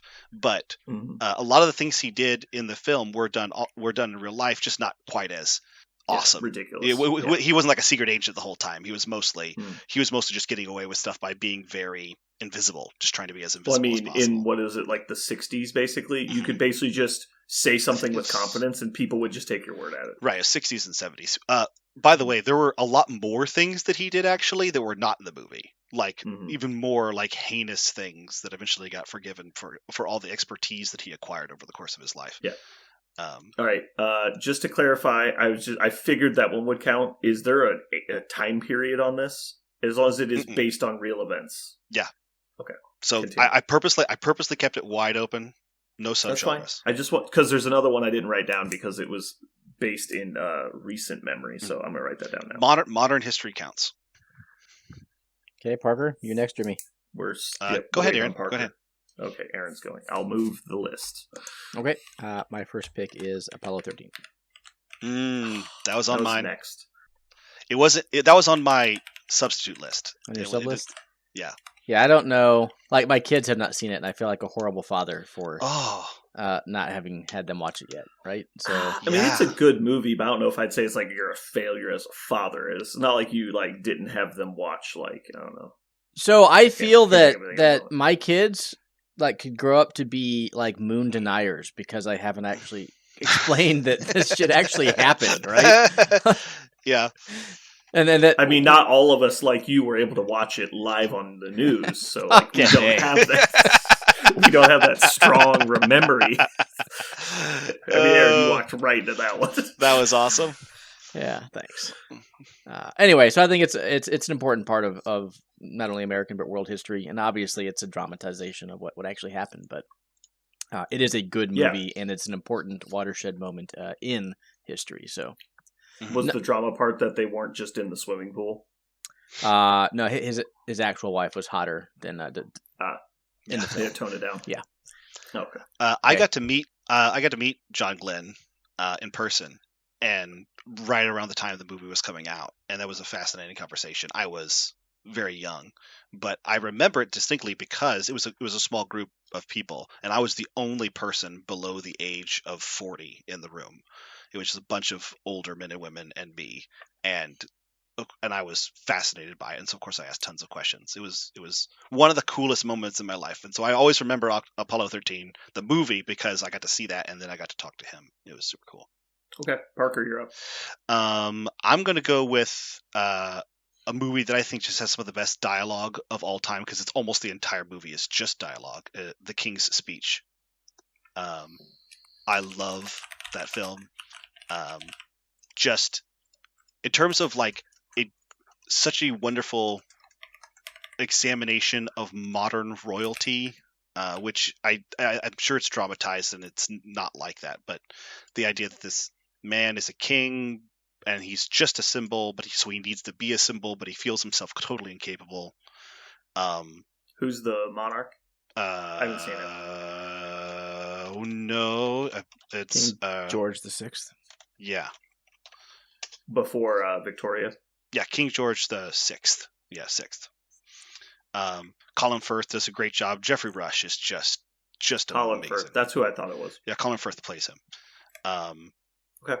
It's tremendous, and it's almost I would say 85% of the runtime is just Jeffrey Rush talking to Colin Firth. That's like almost the entire movie, but it's grabbing and tremendous, huge, fun. What's next? Oh, I get to go right again. Oh, yes, we've done this many times. So my second one is going to be a much more fun one, and this is really going to push the limits of what we know of history, and it's definitely not historically accurate, but I love watching it, and that's Kingdom of Heaven. I love the movie The Kingdom of Heaven. I can't not like it. It's a Ridley Scott movie. He's the crown prince of historic movies. It's this thing that he does. And I will tell you, anyone who's listening, if you've watched the original movie Kingdom of Heaven and you're like, man, this thing just to be full of kind of weird plot holes and scene jumps, what the extended. Yeah. The extended cut is amazing. Ridley Scott's original vision for the film is 250% better than what actually got to the screen. I loved the film, and I felt like I only got to see less than half of it. When I finally got to see the whole thing, it vindicated my feelings of his vision. Is that? I mean, go ahead. Obviously, it's based on like events, but like, is anything in the film like definitely something exactly happened? Yes, we know. It's not just about that vague time period of the war. Yes, we know that Edward Norton's character, oh my gosh, no, I'm so mad that I can't just conjure his name right now. He was the king of Jerusalem for a time. Guy de Lusignan was another Knight Lord who ousted him, married his sister. Salahuddin was a real man who lived and took the city back. Orlando Bloom's character, Balian de Ibelin, he did exist, not with the notoriety that he does in the film, but Balian did exist. So they put real people in it. Yeah. And then like the major events of the plot happen. Right. Okay. Well, also a lot of the things about the Crusades, were told by the Crusaders and painted them in really nice lights. And then some of the stuff that we do have from Islamic histories does talk about Salahuddin. So we get some of the characterizations of him were fairly accurate. But again, all these guys were monstrously glorified by their factions. And so there's definitely a lot of historical fiction in it. But I always tell people, if you like that kind of movie, watch the extended version. And also the cast of this movie was crazy. Edward Norton, Michael Sheen, is a good cast. Liam Neeson, Eva Green, like David Thewlis, like it was insane cast. Go ahead. All right, Aaron, you're up. I'm actually thinking of changing my pick. I'll talk them both out loud and have an answer when we're done. So my second pick is definitely a Civil War movie, and it comes down to Glory or Gettysburg. How do you choose that? I know, right? So I actually think Gettysburg is the better film for actual historical accuracy and probably just superior.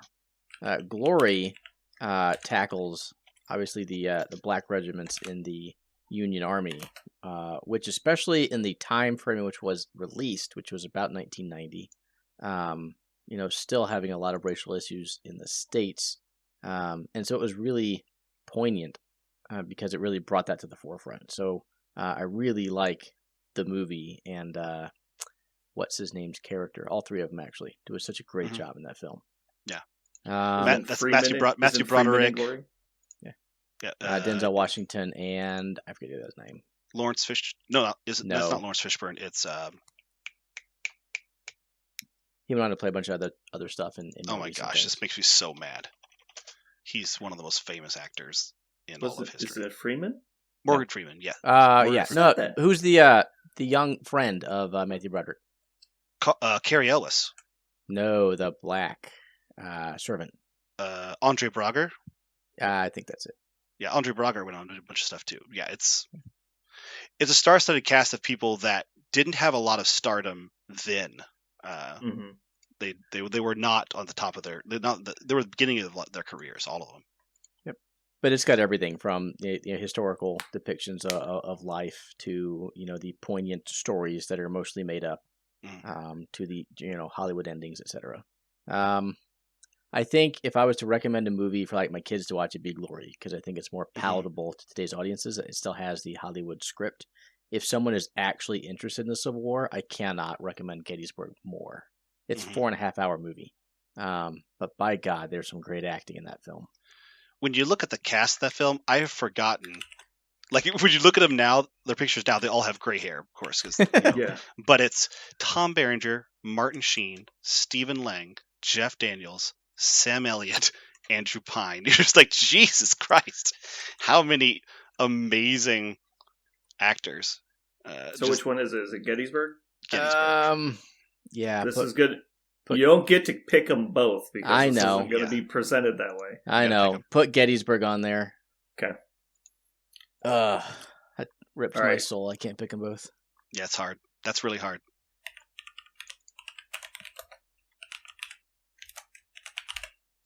All right. For my second pick, I'm going with Imitation Game. That's one that I haven't seen, and I think I have to. It's really good. What does it depict? Because I haven't seen it. It follows I think he's European. I think he's English. English scientist who develops the first computer to break the Enigma machine that the Germans developed in World War II, and he does it through rotary engines or electric rotary engines, and basically it's a way to quickly perform rote mathematic tests. Yeah. But they can't figure out a way to break the Enigma machine, and then so he is a code breaker that they hire, and he ends up building this machine to try and solve Enigma, and it's about his life and struggles he has, but also the development of that team developing the machine. Alan Turing, and it's that's who it was. Yeah, and he's played by Cumberbatch, and there's also Keira Knightley's in it, and a bunch of other famous people also. Charles Dance and Mark Strong are both in it. They're really fun. Yeah, I've seen scenes with Charles Dance and Benedict in it. I haven't seen the whole movie. I want to say the guy who plays Sam is in it from Lord of the Rings. I can never remember his freaking name. Anyway, Aaron, your final pick. Oh no, I got one more. Oh, I forgot I go next. Boy, this is hard. It is. So, what are we going for? Are we going for accuracy, or are we going for your favorite most fun movies? Yeah, it's just this is right now. This is always like your favorite. It's not the one you think is the best. Sorry, well, it's the one you think is the best. Yeah, it's your favorite. If you need it to be historically accurate, then pick that one. But if you don't, then pick the one you like the most. Until we veto it, because it's not a history film. Right. I just uncovered Don't Jeremy's. worry about that. The first one on Jeremy's list is not a history film. Yeah, I know. Okay. Or the first two. Jeremy just gets. We don't get. He doesn't get a vote. What the hell? Yeah, I know. I'm not even going to put his on there. Maybe the last three. Oof. So Aaron picked my Apollo 13. You can take my glory if you want to win. No. No thanks. So I'm going to go with Wolf of Wall Street. And I don't have a strong... the problem is, I don't like a lot of the movies in this category. They don't have, a strong appeal to me. I respect them as, good or bad movies.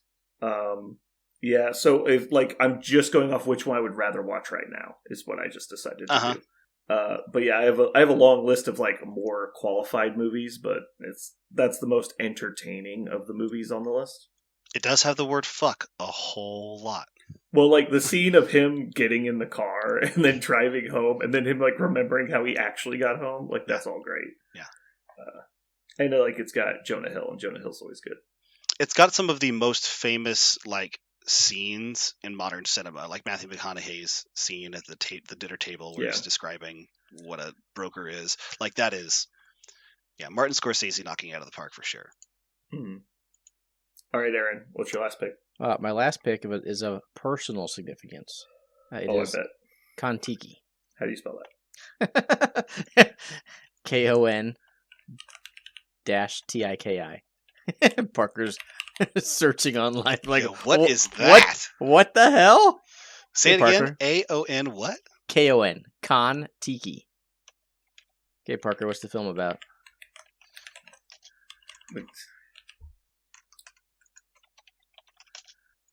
Huh. Okay, I will. I'll I've never. Okay, sorry. Yeah, it's about explorer crossing the Pacific Ocean on a raft in 1947 to prove that it was possible for South Americans to settle in Polynesia in pre-Columbian times. What a fascinating idea. Yep. So I lived in Norway for 2 years when this movie came out. And this movie was the first, maybe not the first, but it was a big budget production from the EU.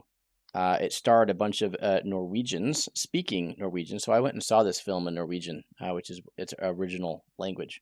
But yes, it is from a Norwegian explorer who theorized that Polynesia was settled from South America, to the counter thinking of everyone else at the time, right? So he was brand new in that approach, and so he actually built a raft. Using the techniques that they used and materials that they had available back in like the 5th century to prove that he could indeed sail there. And so I actually went to the Kon-Tiki Museum in Oslo, where all of his various excursions are highlighted with a replica of the boat and maybe even the actual boat. I don't know. Anyway, so that's the personal significance of a historical movie for me. Okay. Parker, what you got? So there are a lot of low-hanging fruit still in this category, but I feel like we can come back to it later. We're going to get reamed.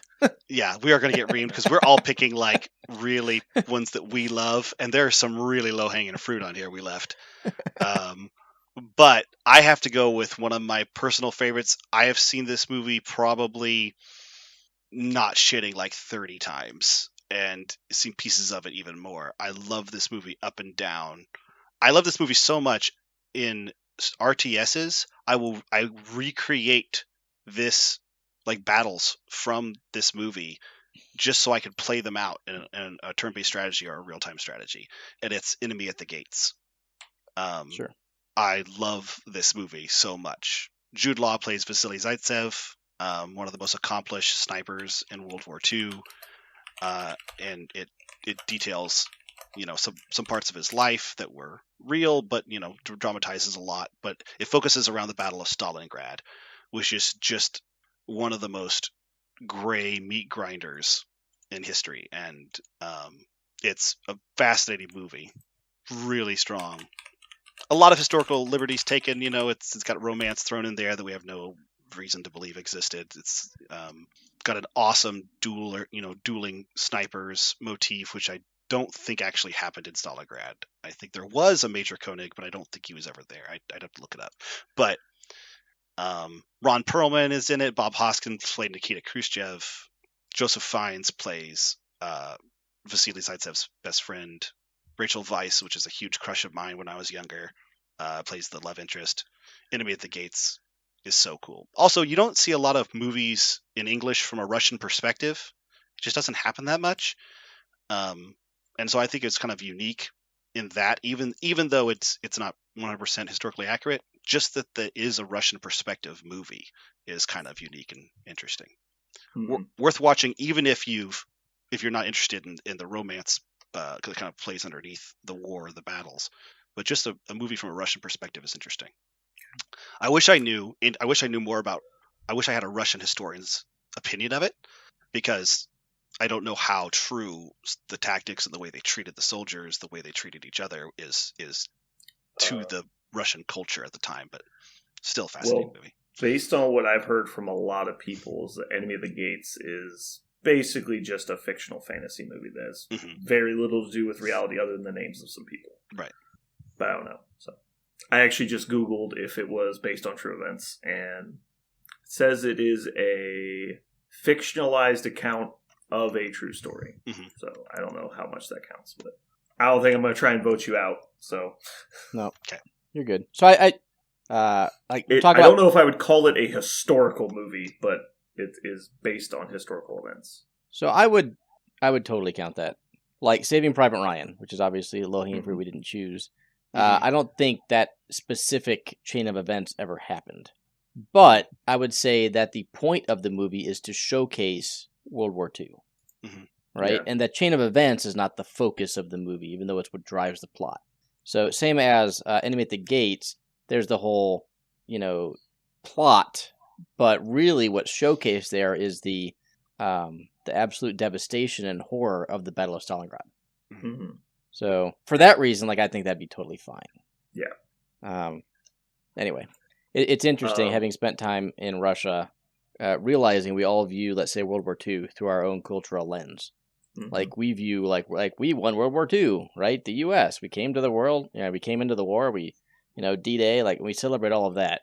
Realizing that Germany had, at the time of D-Day, 60%, I think, of their forces over in the Eastern Front. Only 20% were in Western Europe. The rest were, throughout Germany, Italy, Norway, etc. So our contributions to World War II, I don't want to say was insignificant. That would be a vast incorrectness, but I would say the larger impact was the supplies we sent. Sure. I don't know about larger, but we fail often to take into account the other parties at play, if that makes sense. So yeah, we understand. Yes, there was Stalingrad, and they were fighting there too. Whatever. But we fail to understand just exactly how disproportionate. That's what I want to talk about. The fight was on the Eastern versus the Western Front, and so I'm leery about all of the Hollywood U.S. movies that talk about World War II, unless it's very specific. Like Dunkirk's a great example, where they focus on just this one operation. I love movies like that.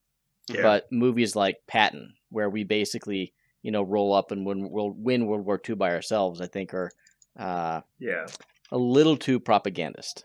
Yeah, sure. Also, they don't really take into account the the loss, not just the loss of life, but the devastation of the entire continent, basically. We were fighting a war across an ocean.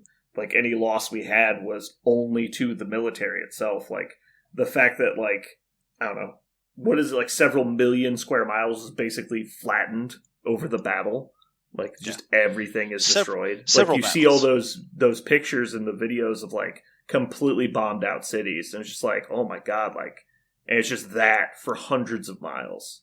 The Battle of Kursk, they literally reformed the entire topography for it was nearly 100 square miles, for the defense and then the attack. It was just completely changed everything about the entire metropolitan area. They just had to literally bulldoze the whole place to rebuild it. Yeah. Because of it, just the scale of some of those fights on the Eastern Front was absolutely immense. But we don't, like you said, we don't see that very much. We don't. And the other thing is, both due to inaccuracy of tally and Russian propaganda, they didn't want to let everybody know. We still don't know exactly all of the things that happened. We have some evidence, but it's still difficult to say exactly how much of their population, exactly how much of their land. Yeah. Well, because they also had a lot of collateral damage, right, from their civilization and everything. Yeah. But someone's telling me about the World War II museum in Russia has links of chain hanging from the ceiling, and there's one link for every Russian person that died during the war. That is official. I've been to that museum several times. Yeah. Really? It is fucking impressive, the whole museum. Yeah. They do things on a different scale, let's just put it that way. They have an entire wing that has 2 exhibits. but part of the reason they created it was to make you, the inhabitant or the visitor, feel so small compared to what you were trying to take in. And like you go into a rotunda and they have created an entire battle scene, and that's it, just so you can put yourself in little Timmy's place, if you will, like in this bombed out corner of a room. Anyway, it is so different than a U.S. museum where you would expect, I don't know what you call it, like all the stuff from the war that people find and bring back, relics, memorabilia.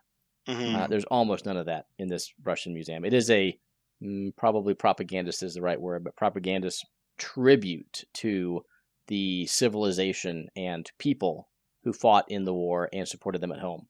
And then there's a little side note that, and by the way, the U.S. helped us out when the U.S. helped us win this war by giving us stuff. Yeah. So just like you're at a U.S. museum, there was stuff on the Eastern Front too. So it's acknowledged in both countries, if you will, but clearly the focus for each different country is on their contributions. So it's interesting. Not that it's at all historically accurate, but I used to play Flames of War, the World War II historicals game. And I played the Russians, and they had this tank company, which was Lend-Lease tanks. And so, because they would have captured German tanks occasionally, and then all the Lend-Lease tanks that the Europeans and the Americans would ship over, you could basically take any tank in the entire war in that little list, and it was really fun. But they all had all these negative effects. They had this rule called hens and chicks because they didn't have enough radios for all of their tanks. So basically the tank commanders would get a radio, and they'd have to have a guy sitting out the top with flags to signal to the other tanks what they were supposed to be doing. And so they had all these rules about how far they could move and still attack and all these things. And it was funny because you'd have all these non-Russian tanks being driven by the Russians, and you'd have to play the game with them. It was really fun. But yeah. Okay, so honorable mentions. I also had Seabiscuit and Tombstone on my list that I didn't get to. My two that I didn't do, but I wanted to. But these are movies I've seen a few times, and they're amazing cinematic achievements. But I don't go back to them. Is Schindler's List and Braveheart, which is another low hanging fruit. Yep. I don't know if I count. So I didn't count Braveheart. I think it's questionable, but I would allow it. Yeah, it's definitely very fantasized. Yes, very. It's really a Hollywood movie more than it's a historical movie. Yeah. But I mean, Braveheart's one of my favorite movies. So if that's in, then I need to change my list. Yeah. I honestly just assumed it was out. Really? Change your list. Yeah. I would allow it. It was on my list too so I bumped it down because of those reasons, but it was definitely on my list. I just know how it's it's kind of names only counts, but I guess if we're doing Enemy at the Gates. I mean, there was an actual battle, right? So the Battle of Stirling happened. Yeah. So, I mean, Robert the Bruce was there. So anyway, there's enough historical stuff behind it that I say it counts as a historical action film. Yeah. Whereas Gladiator doesn't, because while there were gladiators, none of that shit ever happened. That's all made up. Okay. All right, so I'll do Braveheart instead of Wolf of Wall Street. I feel better about that. I think you should. Also, Oppenheimer is fairly recent. I don't know if it's been out long enough for me to say that it's up there, but I really enjoyed it. It was good. But I don't have an emotional connection to it like I do some of the other movies. Sure. A new one that I really love is The Big Short. It's kind of your Wolf of Wall Street. Big Short's really good. I love The Big Short. Actually, The Big Short's one of those that I can't watch it without getting mad. I can't. It actually is one of the only movies that was clearly the point of the movie, right? Is to make people frustrated by that situation, that terrible situation that still is hang. It is not even done. It's not even gone. These people are still around. When you find out about historical, and when you watch Schindler's List, you're like, well, at least all those guys got hung, or at least the ones that couldn't escape to South America got hung. But when you watch The Big Short, you're like, nothing happened. They just got away with it. And they're still there doing. So many of them just work for different companies now. Yeah, just doing the same shit that they did before.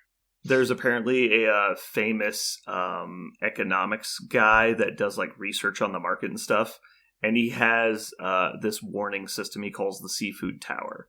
He says if you go to a restaurant in New York City and every table has a seafood tower, get all your money out, like right now, because apparently the joke is that the Seafood Tower is basically $100 worth of seafood on a $600 fancy cart, and they only buy them when they're showing off how much money they have, which means that they don't have perspective. Yeah.